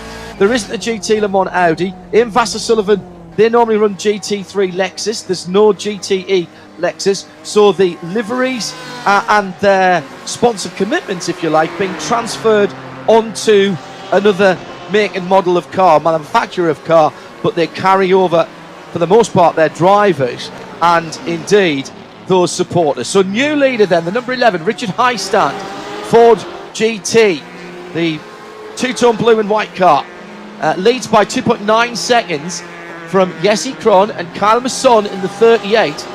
Kyle Masson in that 38, who's been battered around just a little bit, now up into, well, in fact, he's going to go into the lead if he doesn't cut him in himself in that bright tangerine car, and he has. He's coming through to the end of the lap now, so will he pit? 46 minutes to go, Nick, easily getting in here. Highstand and Kron in, so we need to be watching for when Kenton Cook comes down the roller coaster. Will that Kyle Masson bright orange car come into the pit lane? Yes, I think he is. Yes, he peels off right-handed, he's in. So next through should be Kenton. Kenton should be the next car onto the front straight. So the bright chrome pink car in the bottom right of the screen, coming to the latter part of the lap. Oh, and he's missed his pit. That is Kyle Masson missed his pit and just had to get a little push back from his team. That's cost him a second or so. You can reverse a little bit back in the pit lane without getting a black flag in iRacing. Now, amazingly, Kenton Cook came out exactly the same distance in front of Bruno Spengler. So, Ben, were they 2 tyre boys as well? They were 4 tyres, so 44.3 second lap. Oh, and Richard Highstand gets turned around. Highstand getting turned around is on his out lap from his pit stop. He'd led the race briefly. Was that Shinji Machine? It was a Porsche that took him out, but I don't. Machine was scored behind him. Robert Wickens, I'm afraid. Oh. In the FAF Porsche. Thank you. But you are very quick on your replay keys and your rewind keys, flicking through to pick up. Go ahead. The thing was, Robert Wickens is on track and travelling significantly faster than Highstand, who's come straight out the pits. And I think Robert just got totally caught out by a slower car in front of him. And to be fair, Highstand was right in the middle of the road, but that's very, very unlucky. Just going quickly back to the pit stops then. Cook and Spengler, exactly the same time in the pits. In fact, they were so close that they were almost ghosted into each other. When you're in pit lane, you are actually a ghost, so you can kind of be inside another car, and the pits are tiny here, so it's no surprise that they were very close. Rodrigo Fluker, though, 29.9 seconds, so he was one of the shorter stoppers, like Nicky Katzberg. And did we say Augusto Canapino also? Yeah. No, he was a longer stop. Yeah, he was. So Fluker in third, thanks to a 29.9 second stop, but he doesn't have it, and the caution's out. The competition caution is out. Hello to Representative Graham Martin. He says, thanks to IMSA Radio for noting North Carolina is the centre of racing in the US. I'm still working with Connie Nyholm on annexing VIR to North Carolina, but I'm not sure if Virginia will agree. Greer, lovely to know that you're tuned in. And whilst we've got a moment as well, hello to Madamson, taking a break from reality, literally. So cool watching Robert Wickens behind the wheel. Thanks to iRacing, IMSA, Michelin, and IMSA Radio for the coverage from virtual VIR tonight. If you want to get in touch with us at IMSA Radio, please.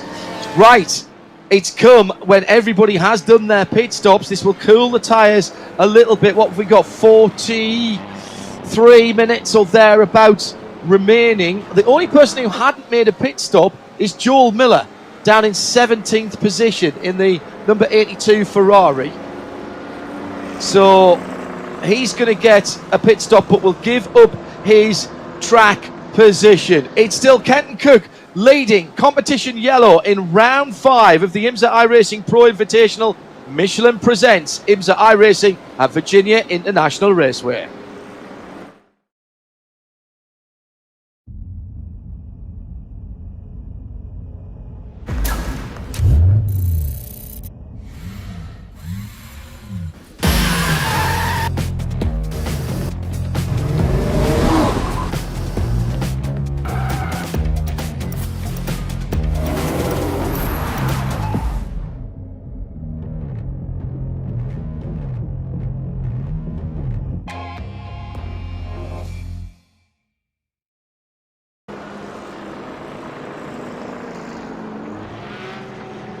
Whilst we have the opportunity behind the Porsche safety car here at VIR, let's take a field summary, a run through the field with Mazda. And this is how it stands then, with just over 40 minutes to go. The race rundown with Mazda, Kenton Cook in behind the Porsche safety car from Bruno Spengler, Ford, BMW, Ford, BMW, Rodrigo Fluker and Jesse Kron, 3rd and 4th. Shinya Mishimi for Porsche, the 86 car, sits next up. Then Van Gisbergen still there in the top 6, as he has been pretty much all race, despite a little off-track incident that bent the rear wing. Richard Heistand in 7th has led the race in the pit stop cycle. Then Augustin Canapino for Ferrari. BMW, Nicky Katzberg, the number 10 in 9th, and AJ Allmendinger in 10th position. Just outside the top 10, with his fluffy unicorn slippers on tonight, his wife Jess tells us, is Richard Westbrook, the Ford GT in the 67. Then Scott Hargrove. That's a really good run for Scott in the bright green 92, as the two Canadians there with Daniel Morad sitting in behind him, but in Porsche and Fords. Daniel's had an eventful race as well, but holding on to a good position. 14th position for John Edwards, Sebastian Priaulx in the 111 Ford in 15th, and the top 20 made up by Kyle Masson, Joel Miller, Riley Dickinson, Philip Eng, who's still in there with a shout in the ZF coloured machine this weekend, and Tristan Vautier for BMW, the Frenchman, makes up the top 20. Outside of that, well, we're all close back up again. You never know what might happen. We've seen people making positions up, and the 2 and 4 tyre stops now have been balanced out, so some of these guys might have a little better grip than cars ahead of them. Corey Lewis and Jack Hawksworth sitting there with Joel Miller, Ben Waddell. Joel Miller's just made his pit stop, by the way. Matt Bell has also come into the pits for Rebel Rock Racing. Right at the back of the field at the moment, Robert Wickens and Colin Brown, who've both had some issues. Let's have a look at Robert Wickens' incident, which happened just before the competition caution. Remember, he was coming up on Richard Heistand, who had been into the pit. So watch for the blue-coloured Ford coming out the pit lane. Oh, right in front of right in front of Robert. And Robert goes so far up, he's got to show his pass to get back in again there. Heistand's fault entirely. He's got a relative screen. He would have known how close someone was coming down the straight. He can't go onto the racing line. You just need to look. No. And what would have cost him a tenth of a second has cost him several seconds.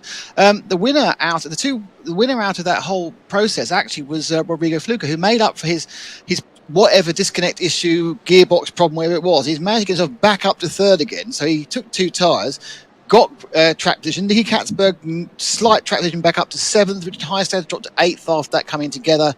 Van Gisbergen with the wobbly wing is 6th. So it is Kenton Cook from Spengler, from Fluker, from Kron, from Michimi. So it's an interesting situation. Ben, let's have a little update from you of what's been going on in the pits. There were very few people who hadn't pitted before the competition yellow. Yeah, Robert Wickens went into the pits to repair his car under yellow flags. An interesting situation just as the flag came out, though. Heistand and Katzberg were side by side as they came through the roller coaster, and they both ran wide and onto the grass. Augusto Canapino managed to get past the two of them, but I think he passed them after the yellow flag. So the result in which you went through just a few moments ago, slightly different to what is actually figuring in this safety car queue now, because Katzberg is ahead of Richard Heistand and Canapino is in 9th spot, all because the flag flew as they were kind of sliding across the grass. Ben Constantiouris along with Nick Damon and me, John Hindhaugh, spread across the globe, but all together in the Hagerty Global Broadcast Centre as we get ready to go back to green flag. It looks like the lights are out on the light bar on top of the Porsche safety car, the 911, leading the field around at the moment after a win for Porsche and Nick Tandy last time out. But Tandy, Ayachan Guven and Earl Bamber not in this race this weekend, or this week should I say. I keep presuming races are always on a weekend. I really hope when we go back to real racing we can have some midweek races as well. Just under 37 minutes to go. Tyres will have cooled down. There will not be as much grip, and it is now a sprint to the end for round 5 of the IMSA iRacing Pro Invitational. Michelin presents IMSA iRacing at Virginia International Raceway. VIR's never looked any better in real life or indeed in virtual reality, with a little bit of overcast just beginning to catch the evening sunshine here on the borders of Virginia and North Carolina. Through they all go. Kook, Spengler, Jesse Kron goes past Rodrigo Fluke into 3rd position. So it's Ford, BMW, Ford. Shane van Gisbergen in 5th position has gone past Nicky Katzberg on the restart as well. Right in there as well, Augustin Canapino is up to 8th position as he's made up positions in the bright orange and green Junkos Racing Ferrari. No, it was Katzberg going past Van Gisbergen. Oh, sorry, the other way around. So my apologies. Katzberg's made a good start. All the BMWs they swapped back again. Properly. Yeah, Van Gisbergen was up to 5th and Katzberg's gone past him again. But they both gained place because they were 7th and 6th. So I think it was it Shimishimi who's lost out? Yeah, he's had a 9th who's lost big time like that. Everyone shuffled up a position, but Kenton, excellent. He backed everyone up. I think he wanted to make a more of a chance that someone might jump Bruno. Then he went. Spengler managed to hold business with Jesse Kron up the inside of Fluko. Katzberg into Van Gisbergen. So a great opening few corners for BMW. And now, under pressure, is the Ford. And it looks like also moving forward is the Ferrari of Canapino. So this is good news. Yeah, it's the Junkos Racing car with the green stripe down. It's side by side with Richard Heistand. And they just, I think, avoided trading paint there at the top of the roller coaster. Hello to Tim Fulbroad. He's touched him. Van Gisbergen has hit the number 10 of Nicky Katzberg. The BMW is spinning on the grass. Now, racing incident maybe. Remember, there's no real world stewards here, so he might get away with that. And here comes that battle that we were talking about. I think there's damage to Van Gisbergen. He's slowed as he comes through the right-hander, and he's got... Oh, Canapino's gone through on Heistand. Gets it done, he's got through. And in behind them is Shinya Machini with the bright pink bonnet on his Porsche. And then behind him is Richard Westbrook up in the top 10. And AJ Allmendinger improves to 10. Hello to Tim Fulbrook, who has tweeted at IMSA Radio saying, can we do this every week? Even when racing is back, I'm loving the action. But the key thing is, John, whether Van Gisbergen hit him or not, the net effect is that Nicky Katzberg has dropped right out of the motive points. This is a huge moment for the championship. It may mean that Spengler might go into the last round already having been crowned champion. And it does probably mean that he doesn't have to pass Kenton Kook. Not at all. He can pace himself down, and he will be getting told that information from his BMW Motorsport crew. AJ Allmendinger, 10th. This is by far a huge moment as he came out of Oak Tree. Crossed it right up, more than a dab of Oppo there. Had to slam it onto the lock stops as the back end of his Porsche was sliding around. Dinger in 10th position. Scott Hargrove just 3/10 behind him. Number 60 running in blue and white colours this weekend. The bright green car is Hargrove, and he's got company. And the company that Hargrove has got is one of the BMWs. It's a 23 car. Now that's John Edwards. John Edwards then in 11th position. Then it's Sebastian Priaulx in there as well, and Priaulx goes through in the 111. So AJ Allmendinger off the circuit has lost a couple or 3 places now, as through goes the 38 of Carl Masson, that bright tangerine car. Katzberg down to 27th place. I'm just wondering if I saw the end of that Van Gisbergen, and I'm wondering whether that might have been a bit of net code, because something Ben noticed from the information he has is that being in Australia, Van Gisbergen has very high ping at the moment, so the computer's having to guess a lot more, and there didn't seem to be contact for the bit we saw. So AJ Allmendinger in the blue and white car, he was coming up to the top of the hill last time around. Did he make a mistake on his own? Oh, he did. Horrible understeer as he just got too deep into the top part of the roller coaster, and the MSR blue and white machine went off onto the track. He's actually done well to hang on to that, because it runs very steeply downhill there on driver's left, and he could easily have ended up in the tyres. I've seen that in real life. I think one of the Corvettes went in very hard there a few years ago in reality, Nick. Yeah, both reality and in virtual, if you go off a little bit faster at that, if he actually managed to get some of that corner done and managed to get around a little bit of the 14, if you go off earlier in 30, you are just heading out of control into the fences, and it's certainly in control is Spengler. Spengler now thinking of that move on Kenton. So what do you do if you're Spengler, guys? I'll ask you both. Nick, first of all, you're leading the championship. Your nearest contender in the championship has dropped out of a decent points finish. You don't need to win this race. He may or may not, we don't know, have a performance advantage on Kenton Cook. He's looked fairly cool, calm and collected. Ben, if you're, I know what you would do, but what do you think? What do you think Spengler? You'd have it straight up the inside into turn 1. What do you think Spengler will do, Ben? I think he's a sensible driver, and he doesn't need to do anything. And if he's a friend of Kenton Cook, he will give him redemption after all of those issues that Kenton's had over the last couple of races, and allow him to take victory here. That's, a kind man would do. Lots of green on the timing screen at the moment. 1:43.6 is the fastest lap of his race for Jesse Krohn. Shane Van Gisbergen in 5th, 1:43.6.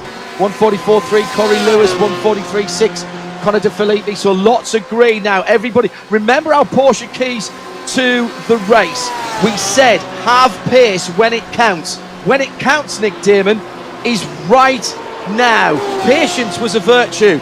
Not everybody has had that. Certainly Spengler and Kenton Cook have done it. They've stayed clean, they've stayed quick, they're first and second.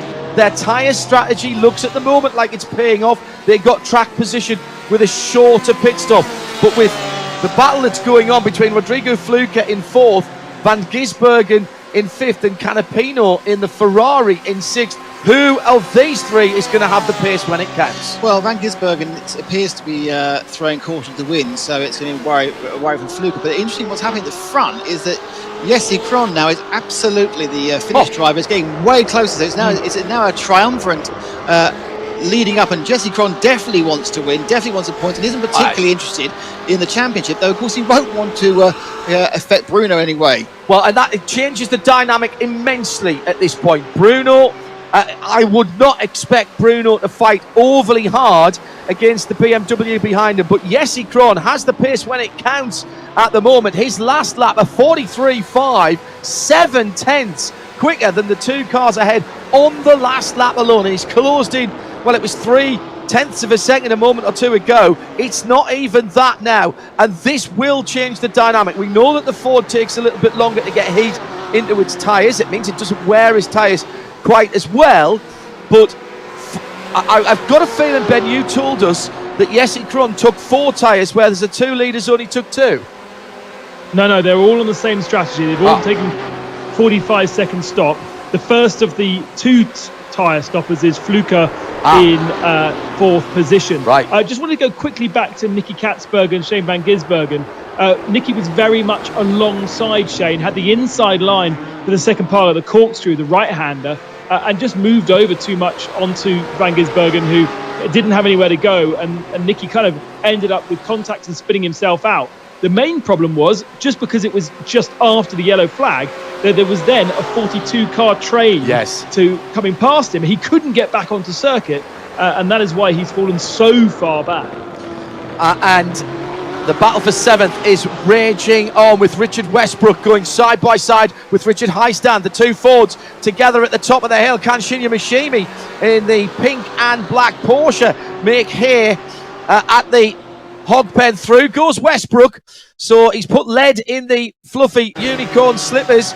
He's not using the eco part of the Ford EcoBoost engine at the moment. He's certainly got the boost turned right up, and side by side here comes Mishimi through the little right kink on the start-finish line, down towards the heavy braking area into turn 1.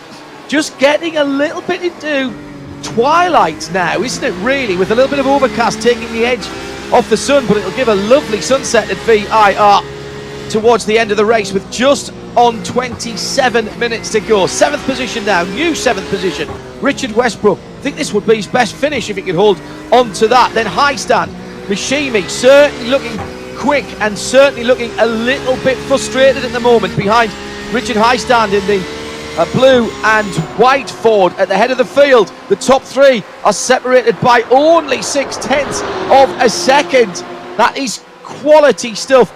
And now we will see, Nick Damon, what the tactics is going to be from the BMWs. You'd expect these guys to be talking together, because although they're running in different coloured cars, they are both works BMW entries and drivers. Well, last time out, Kenton Cook did his fastest lap of the race with 1:43.757. It was still minutely slower than what Spengler was doing. Now, Spengler really hasn't got the luxury of sitting behind, because what that has brought Jesse Krohn into play, because they're about 6-7 tenths faster.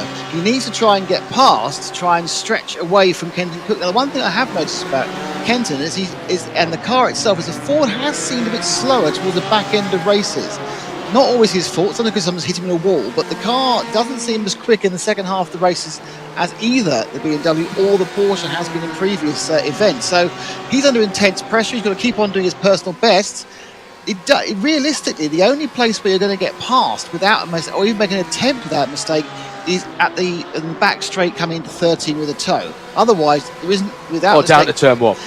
It's not. I don't think there's an overtaking position without. I think if you get a really good run out of the final corner at Hogpen, and you can get to the right hand side of the track for that kink, you then it's a battle of the late breakers, and it really is.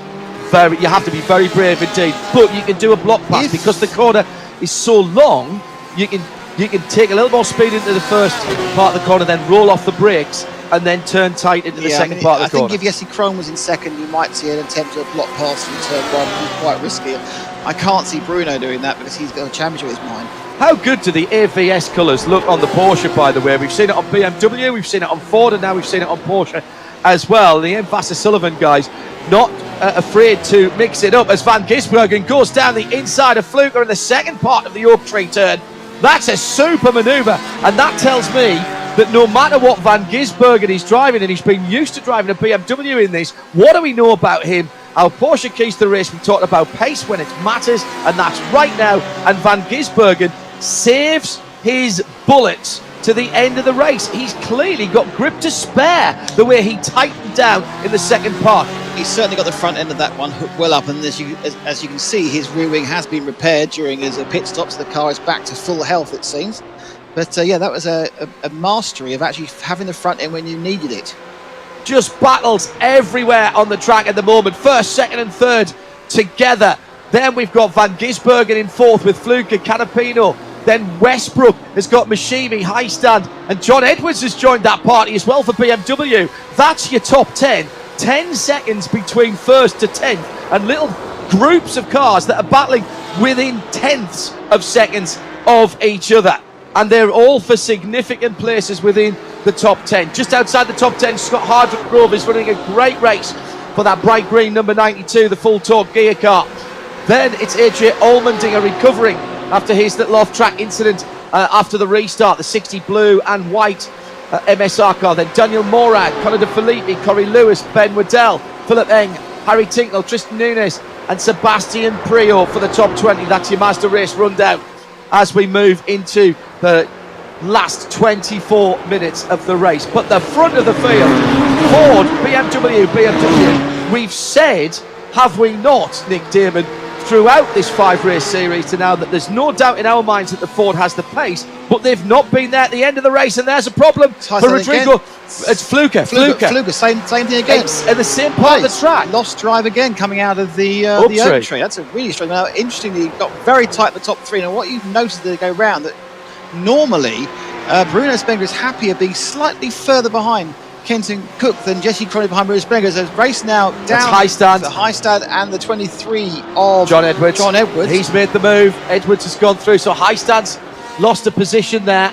Edwards up to 8th now, and Highstand just not with the pace in the second half of the race. He did lead this, but of course then he came out right in front of Robert Wickens, and I think that damage he is carrying a small amount of non-visible damage that's costing him a little bit here and there, but the leaders are getting tighter and tighter and tighter as Machimi now has another go at the 67, the blue and for the Gulf coloured, really, isn't it? That's like lighter blue for Richard Westbrook. 6th and 7th is the battle there. Westbrook in his best position so far in the series, and he has really applied himself to this. And after midnight in the UK here, after a very warm and sunny few days here in late spring, I suppose early summer now, been absolutely glorious weather here in the UK, and these guys have been locking themselves away, missing the sunshine to get a bit of practice in. And when I say a bit of practice, I actually mean a lot of practice. Probably 4 or 5 hours a day for the last few days, just to learn every intricacies of every single bump and every single curve of the track, but also start working on setups. Katzberg's been in the pits. Yes, he had another off. He lost 12 seconds again. So it's really a case now, if Bruno can take this home with the second. I'm not sure about the other people who are challenging overall, like Shimi, whether it will be enough to get the championship. But it could be that this second will be enough. Kenton running his standard chrome pink colours. He's had the keep your concentration and don't fall off the track message, which you can't actually fit into that rear wing. So he's distilled that down, coming out of a win on Saturday in the 12 hours at Monza for the again on iRacing in a different car, in a GT3. That was AJ Allmendinger at Hogpen, and so he's gone into the pits, 12th position for AJ. He'll be annoyed with himself unless it was an issue beyond his control. He was having such a good race in the top 10. Back to Kenton Cook, our leader, driving the GT3 Audi at Monza at the weekend, along with Mecco Bortolotti, and won the race. So he's got real motivation. Now, what happened to AJ was battling with is that John Edwards he was battling with, the 23, I think it is, behind Scott Hargrove. No, it was Connor De Filippi. Just went off himself. And new colour scheme for him this week. There. I think it may have been a rage quit. That's it, I've had enough. I can't keep falling off, because he could have driven the car back on again. It was undamaged. Shinny Machimi continues the battle with Richard Westbrook, which is looking for 6th and 7th. Quite static. Cars making their speeds in similar ways to this track. There's no interesting. We're not seeing a point where we think, the Porsche's fastest through turns X, Y, and Z. And it's true. And the straight line speed is very similar. Westbrook just moves to block any attempt for a bit of a toe up, and Shinny looking on the outside. That's very close. Speed, the nose wobbled in, didn't he, as he came in there. He just had a little bit extra braking.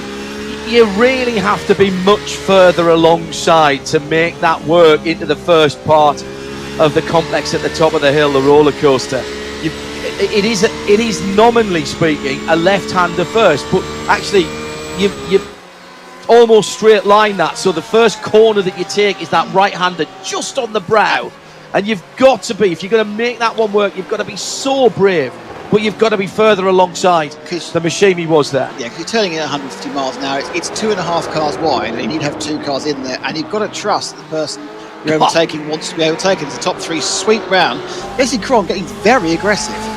Jesse Cron caught these guys pretty quickly. I thought he had a big performance advantage, but remember what we were seeing earlier on in the Michelin Countdown to Green with our Porsche keys to the race is you have to have patience. Patience at VIR is a virtue, and he's got there.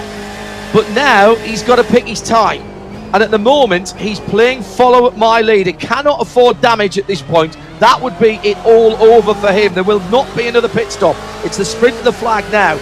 I think it looks like he might have a tiny performance advantage, but he's not been able to use it, and that will ebb away towards the end of the race.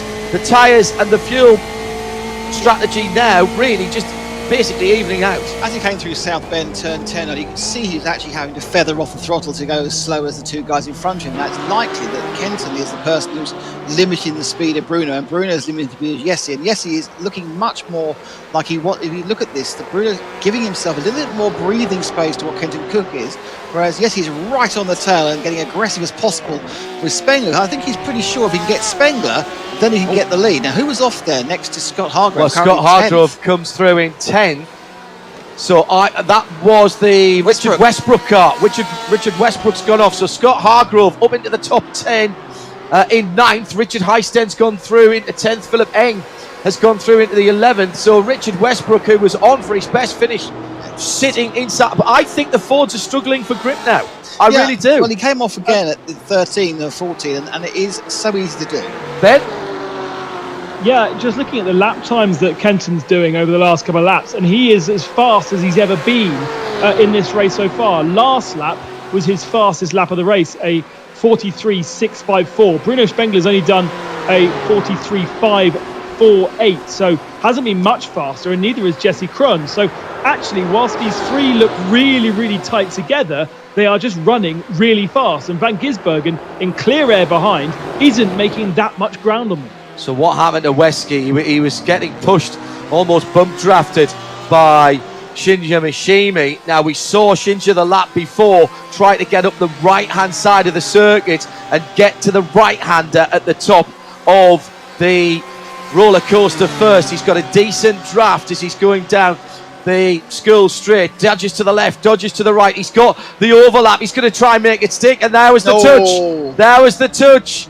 Naughty. Westy trying to defend. Shinja thought he was there. I'm not sure. Ben, he was far enough up there on the Ford. Your thoughts? Well, he'll know that there's a car alongside him because his spotter, his automated spotter in iRacing will have told him. So he really shouldn't have shut the door. But at the same time, it was an optimistic move to try and get down the inside from that far back. Low percentage lunge, or was that over aggressive defence, Nick Damon? I think that Westbrook didn't realise he was going to be there because it was such a back of the car touch, and Machine really possibly should have had his nose back out of that corner again. But that's a bit of a racing incident. I think that Richard will feel pretty hard done by. And Richard coming back onto the track has picked up Daniel Morad as he reversed back onto the track, or at least regained the track. Picked up Daniel Morad, and they're both dropping down the timing and scoring screens at the moment. Daniel in 14th, Richard all the way down in 20th now. But what a run this is for Scott Hargrove in the Porsche with the Andy Blackmore design on their full torque gear. And that's race gear designed for race enthusiasts by racists. And Jim Van Gisbergen in 4th position and can see the leaders on the long straight leading up to the top of the hill.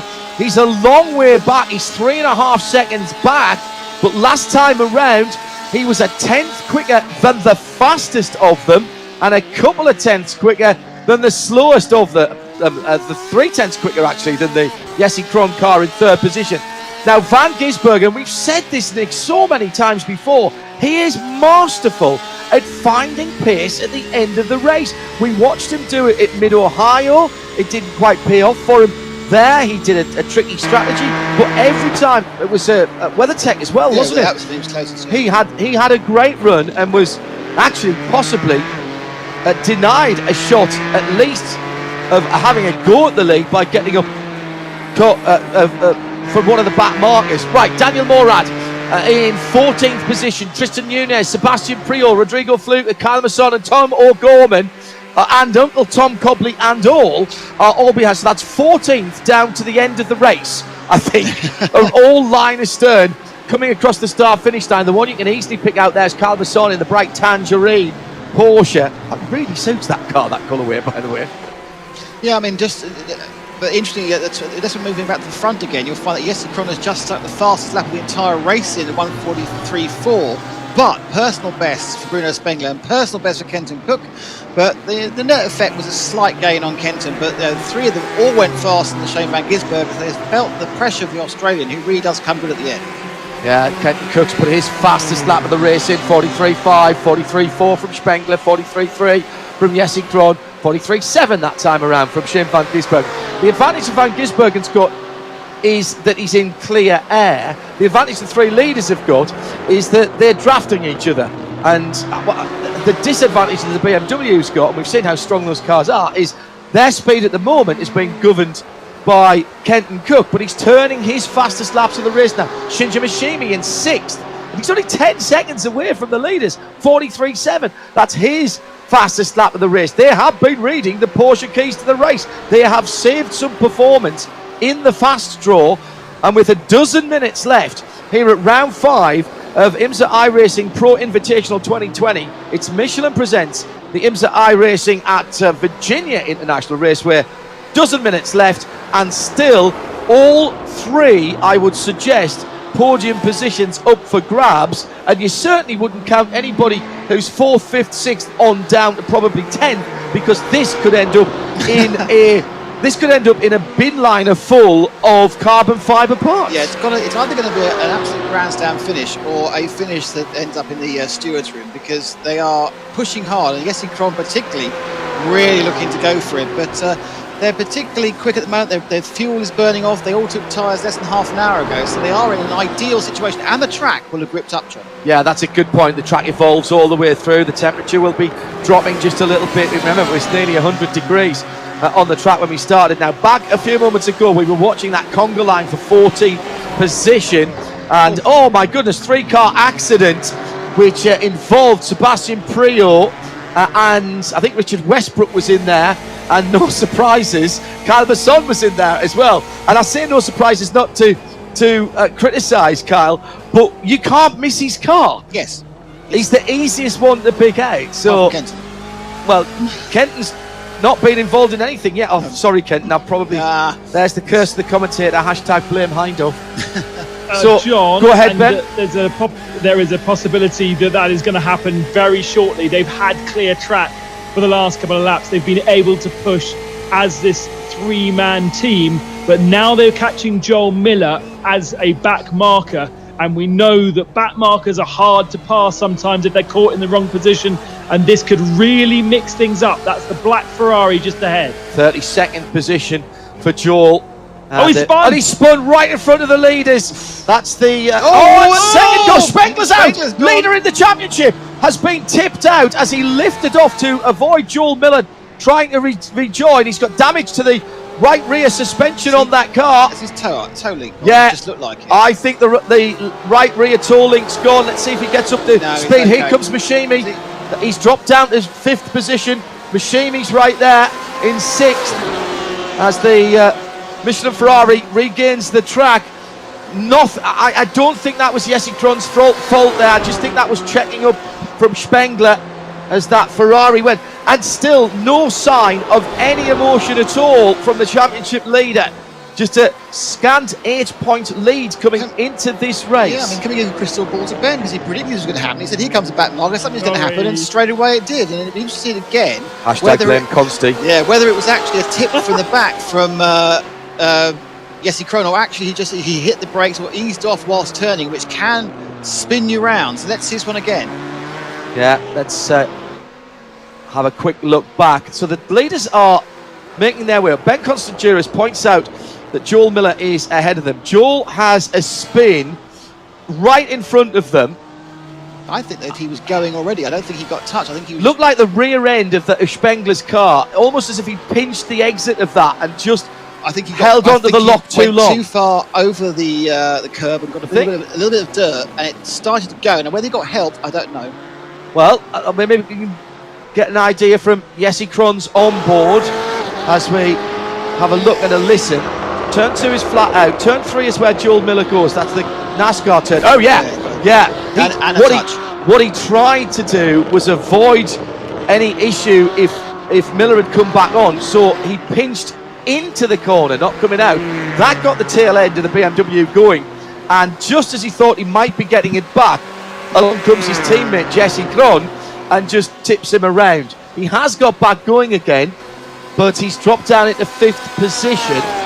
The only good news out of that is that his major contender for the lead of the championship, Nicky Katzberg, is well down the order. Yeah, I mean, I think that is the definition of racing instinct, because Spengler had got the thing out of shape. He got a bit of a tank slapper on. He just got it back. But of course, Krohn, who's sitting 2 or 3 tenths behind you, well, you know, that tank slapper takes more than 2 or 3 tenths away. Where it can't make your car disappear, so you're going to lightly touch him and that pushed him off. But luckily, I don't think he's had any real damage. Now we get to find out the relative performance of the Kenton Cook Ford and a BMW M8. Bruno Spengler wasn't about to press the argument too much. However, that was because he was in the lead of the championship. However, that's not the case for Jesse Krohn. He wants the race win to get BMW back on the top step of the podium, and Spengler is fighting a rearguard action now with maybe a little bit of accident damage after that touch with Shinya Mishimi. Ben's been watching the lap times and what's been going on. Looks to me as though Spengler may be just a little bit compromised. Yeah, pace isn't that great, certainly not what it was before, and for me he just got drawn into looking at the spinning car and analysing where it might go, and by doing that, as you say, pinched the apex and lost the rear end of the car, and the second snap was, he probably would have caught it had he not had contact with Jesse, but sadly Jesse was already there, and now he's struggling. I just want to see what Jesse Krohn can do against Kenton Cook. Well, they're coming up to more back markers. Yeah, exactly. So there's possibilities again. 4th position for Agustin Canapino, the man from Argentina, and that would be the best Ferrari finish by some margin if he could stay there. He's got Shane van Gisbergen ahead of him by just 0.3 of a second. That is a podium position ahead of Agustin Canapino at the moment, and it could be even better than that with the sort of battle that's going on. 6 minutes to go. The back marker has been passed. It was another one of the AVS cars, I think, that they've just gone by. Yes, it was. And now Kenton Cook has just 4 laps to the end of the race. It is a timed race, and remember, in iRacing, it's only when time elapses that the white flag comes out. There's no back counting, if you will. So if time elapsed now, the checkered flag would come out as they cross the line. If time elapses at this point of the track as they go down into turn 1, then effectively the white flag would be shown behind them and they would come round to the checker. But there's no back timing of the race. There's no white flag coming out until all the zeros are on the screen in the top left hand corner. Kenton has barely put a wheel wrong here, through the left hook and into the snake. Very tight part of the circuit here. Very, very precise driving required, and it's so tempting to just try and straight line it a little more, but the grass is unforgiving and these cars are accelerating hard. They're losing grip at the end of the run on the Michelin tyres, and the Michelin tyres are great, and Michelin do a lot of testing here on the Patriot circuit and on the big circuit as well for their street tyres and their race rubber. But good as the Michelin slicks are, they are not rallycross tyres, and as soon as you get onto the grass here, there's a big difference in the grip coefficient between tarmac and the green stuff. Okay. So we're predicting that this will be 49 laps. So down the back straight now, it's interesting to see whether Jesse Krohn can actually get any sort of toe on Kenton Cook, because it's interesting, the last couple of laps, I kind of thought that Jesse would come straight up the back of him, straight onto him, immediately start pressurising him, but he just stayed that 3 or 4 tenths behind that Bruno Spengler was, as the battle is royal now for 3rd and 4th, as Augusto Canapino really wants to be the first Ferrari on the podium in an IMSA Pro event, and is pressurising Shane van Gisbergen. In a way, Shane van Gisbergen pressurises other people. So Canapino down the front straight. Will he be able to throw out the inside? Probably not, but he is getting closer and closer and edging all the time. How good does the Junkos Racing livery look on that Ferrari 488? as they're coming up to traffic, and it's one of... Oh, and a mistake by Van Gisbergen. I haven't said that very many times in real world or in the virtual reality racing side by side, but Canapino's on the wrong side of the track there. Will he try the over and under and try and throw it up the inside into turn 4, the left hook?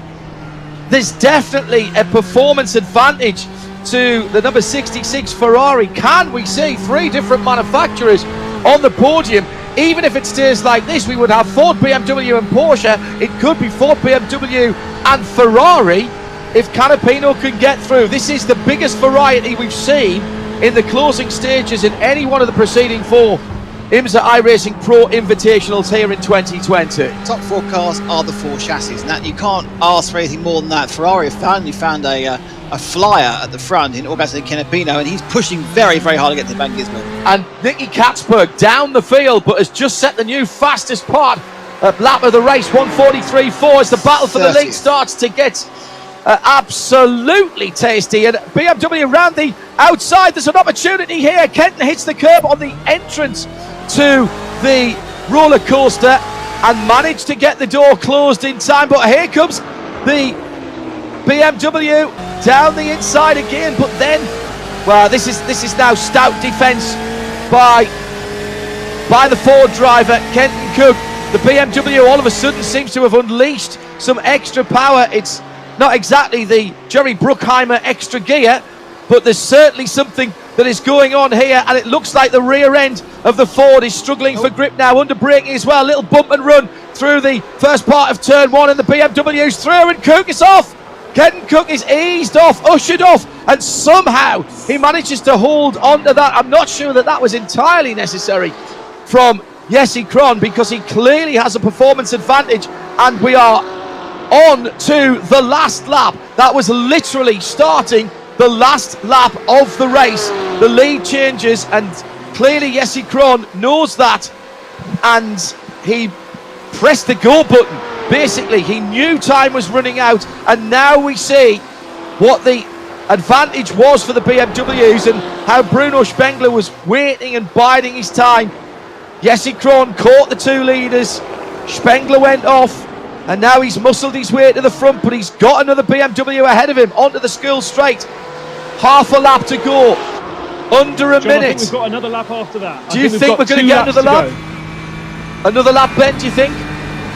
Yeah, absolutely. We came across the line at 2 minutes to go. A lap is 1:45, so it's going to be tight. And it gives an opportunity for Augusto Canapino also to change positions and catch a car. Oh, she touched on the leader. The BMW's around. Yeah. Kenton Cook will feel that was what was sourced for the BMW, was sourced for the Ford as well. And round goes the Jesse Krohn car. He's dropped down behind Van Gisbergen and Canapino. So we might not even have a BMW on the podium here after they dominated the early rounds. And now Canapino is racing Shane Van Gisbergen for second position. This officially is the last lap. White flag will come out on the start-finish line right now, and Canapino battling for second position. Where is... and Machimi's up into 4th as Spengler is back into 5th. Krohn down into 8th behind Filippi. And I tell you who else we've lost as well. We've lost Scott Hargrove as well. He was in the top 10 and he's disappeared while we were looking at the leaders, reasonably so, I feel. So Kenton Cook clearly feeling a little hard done by in the change of lead on the penultimate time through the roller coaster, but the second position has not yet been resolved. Here comes the Juncos Ferrari on the Ian Vasser-Sullivan Porsche into the Oak Tree for the final time, and they've got traffic now. Who gets the better drive out of Oak Tree? Pretty even. Porsche getting the draft from the BMW, Ferrari getting the draft from Van Gisbergen's Porsche. The BMW's not in this fight. Not in this fight. Meantime, Kenton already at the end of that School Straight. And Cook, is this finally redemption for Kenton Cook? He's got 3 more corners, and behind him the battle is raging on. Canapino surely will not throw this away now. It'll be the best result for a Ford and a first win for Ford and Kenton Cook. And Porsche are going to be second by the look of it. If Van Gisbergen can hold on, Kenton Cook, the man who means he's home now in North Carolina, wins in Virginia. Kenton Cook for Ford wins it from Van Gisbergen in second. Augustin Canapino brings the Ferrari home in third position. And in fourth, Shinji Mishimi. Bruno Spengler, the championship leader, is in fifth position and salvages some points. What a brilliant finish. Scott Hargrove down in 26th after running solidly in the top 10 towards the end of the race. So there was clearly some incident there. But that is the redemption that Kenton Cook needed. And he now has 2 race wins in the same week, last Saturday and this Thursday. So under 7 days, you're only as good as your last result. And he's been very good indeed in his last 2 races, in 2 very different races. 12 hours of Monza and the 90-minute sprint here. Nick Damon. Kenton Cook there, amazing there. There's so much respect initially between the two of them. They came through down the hill 13, 14. We saw Jesse Cron back out of an accident which Shinji Mishimi caused with Westbrook, yes, and they backed out. And they come through there. This is them actually going through that. So this is coming through to the final part of that. Hello to Mike Rose. What a great last few laps, he said. Let's review what led up to the original change of lead. As Nick said, from this point, it's all been incredibly respectful. Yes, it has. But you're going into the last 2 laps, and we thought the BMW might have a performance advantage. So going down into turn 1, screwly on the brakes. It looked like Kenton lost the rear end of the car, and effectively at that point the BMW gets the drive. What I don't think was required by Crom was him pushing across to the left-hand side and easing out the bright chrome pink car. And that's what's annoyed Kenton, because the tap he got was because he got his braking that wasn't the wrong. issue. It was the taking him off the tracks. At this point, Kenton's now really, really annoyed, and I expect we'll see what happens. We're going to follow this for the whole of the lap. So up through the S's, Kenton has really got his head down, and almost corner by corner, you can see he's hammering the curbs up through the S's, and then takes a huge amount of speed through the last left-hander at the top of the hill before he comes into Oak Tree. Is there a little bit of an advantage given to the BMW in the draft from the other car? I don't think so. He gets a really good run. Which way does the back marker go? Left and right. And is that a part of the issue? The Ford, at this point, halfway down the Skull Straight, doesn't look to be in position to challenge. This is the last lap. Let's not forget this, as he's coming through, and Kenton locks up the front Michelins. Clearly see it was the lightest of touches, but you're right on the top of the brow there, and there is the issue. Right on the top of the brow. Having now seen he locked up, I'm now not thinking it was quite as deliberate as it was. No, he wasn't. I don't think that was deliberate. I think it was red mist, and he was just pushing so hard that he actually hit the brake, and that was. So I'm going to let Kenton. That was just driving. That was actually the penultimate lap. Excuse me, Kenton brought it home.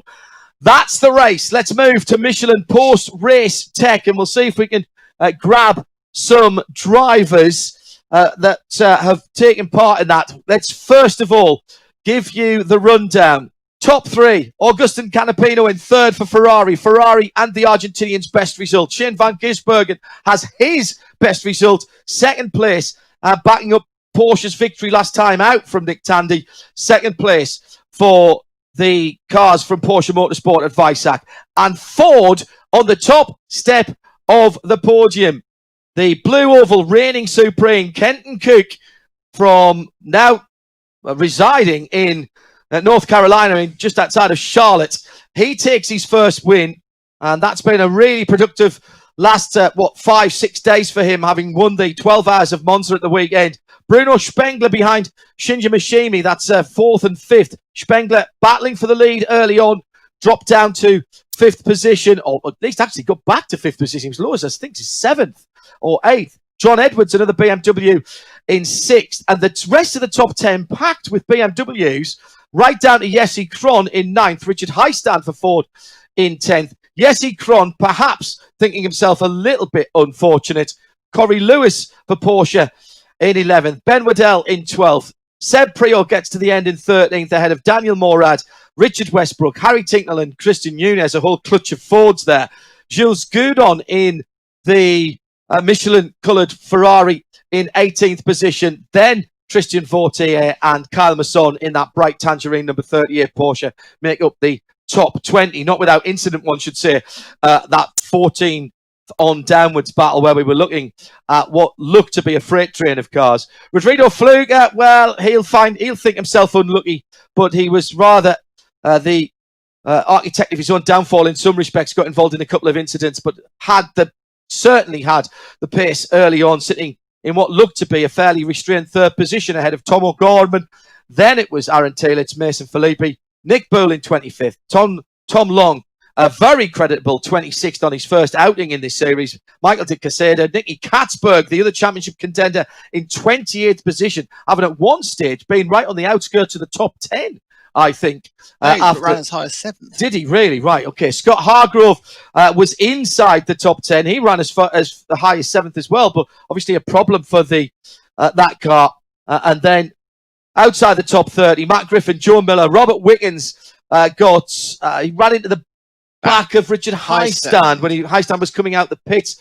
Ullman Dinger had a couple of incidents when he was running well inside the top 10 as well for Dinger. He'll be annoyed with himself there. James Vance, Matt Bell started badly for the Rebel Rock Racing car and didn't get very much better for Matt, who did get back to 36th ahead of Tyler McQuarrie, Lawrence Vanter, Riley Dickinson, and Joao Barbosa. Whew! Kenton Cook. Kenton Cook is with us. Kenton, talking to you again, sir.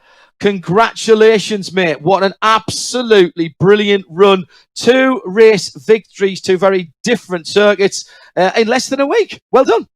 Yeah, it wasn't bad. I mean, I hate for it to be that way. Unfortunately, I got in there a little hot, and there was definitely a little bit of net code between us there. I didn't mean to do that intentionally at all, but yeah, it was good fun. My heart was pounding for that entire hour and a half, and yeah, that was good fun. And the paint job was good luck this time.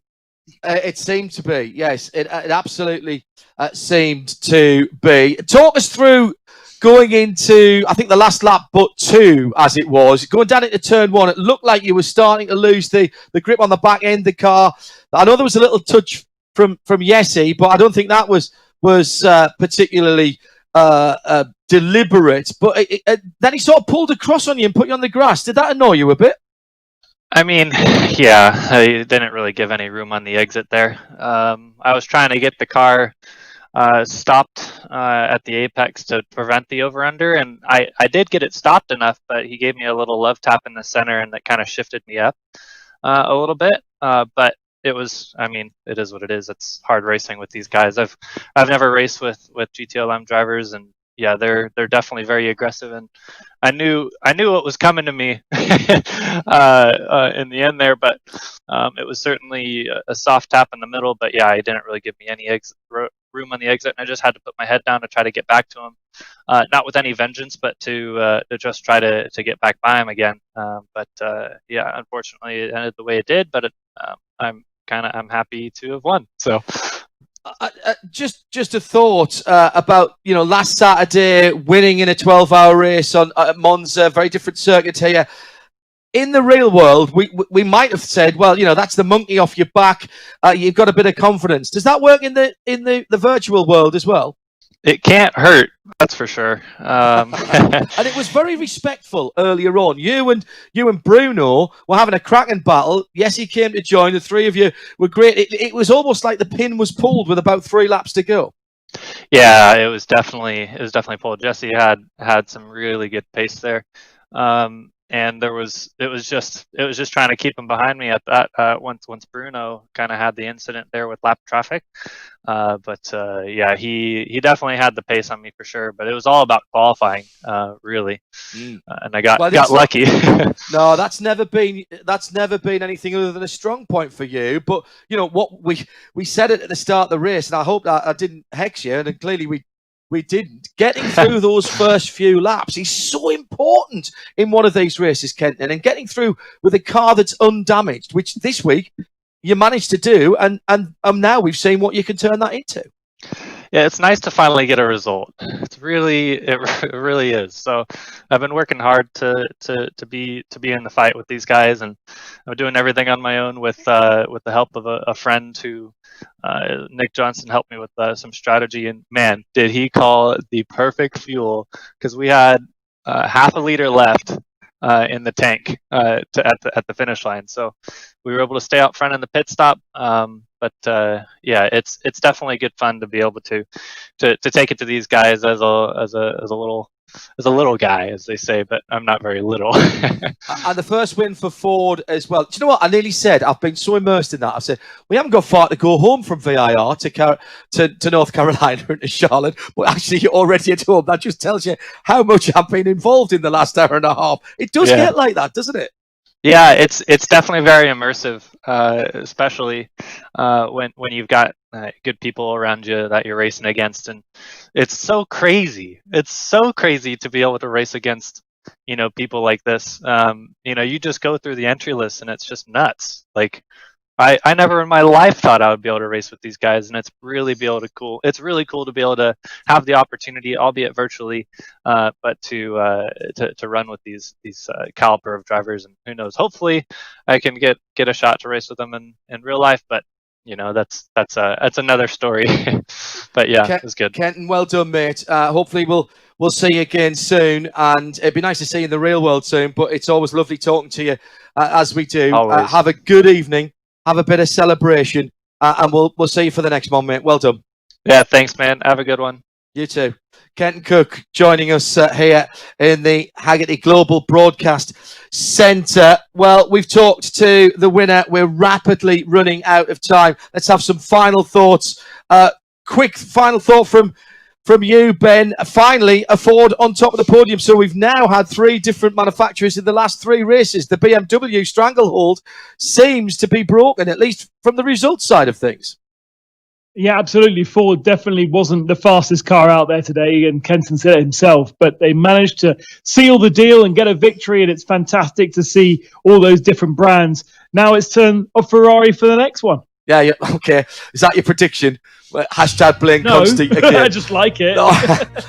Nick Damon, you said about the respect in the early part of the race. I think we saw, didn't we, that Bruno was thinking championship there. Anybody who doesn't think that the drivers have got real life emotions, real life thoughts on this, we've always said the competition is real. Bruno was thinking championship there early on. He didn't need to put himself anywhere. And as soon as it became Yessi versus Kenton, that was a different dynamic. Yeah, exactly. I mean, obviously Bruno would be kicking himself the error around the back markers. But those things happen. You suddenly have something thrown in front of you as a car. Not the worst result. And he's picked up 5th, and Nicky Katzberg's nowhere. Though Shinji did gain a few points in him, I think will be his only potential challenger. The interesting thing was, I did feel I did think that VIR was going to race well, but would involve a lot of incidents because of the narrowness of the track, and that's what's happened. But finally, Kenton Cook showed us a Ford can win, and Kenton Cook showed us he can survive the first 3 laps as well.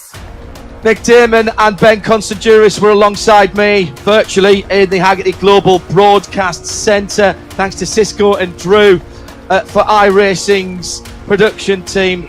Tim Gray was our executive producer in London. The responsible adult was everywhere, of course. Thanks to you for watching and listening. Saturday, it's the Nürburgring Langstrecken series with us here on RSL. Join us for that. It's Bruce Jones and me, John Hindhaugh, for a 3-hour race, and we'll be back with the next round of the IMSA iRacing Invitational in a couple of weeks' time. Bye-bye.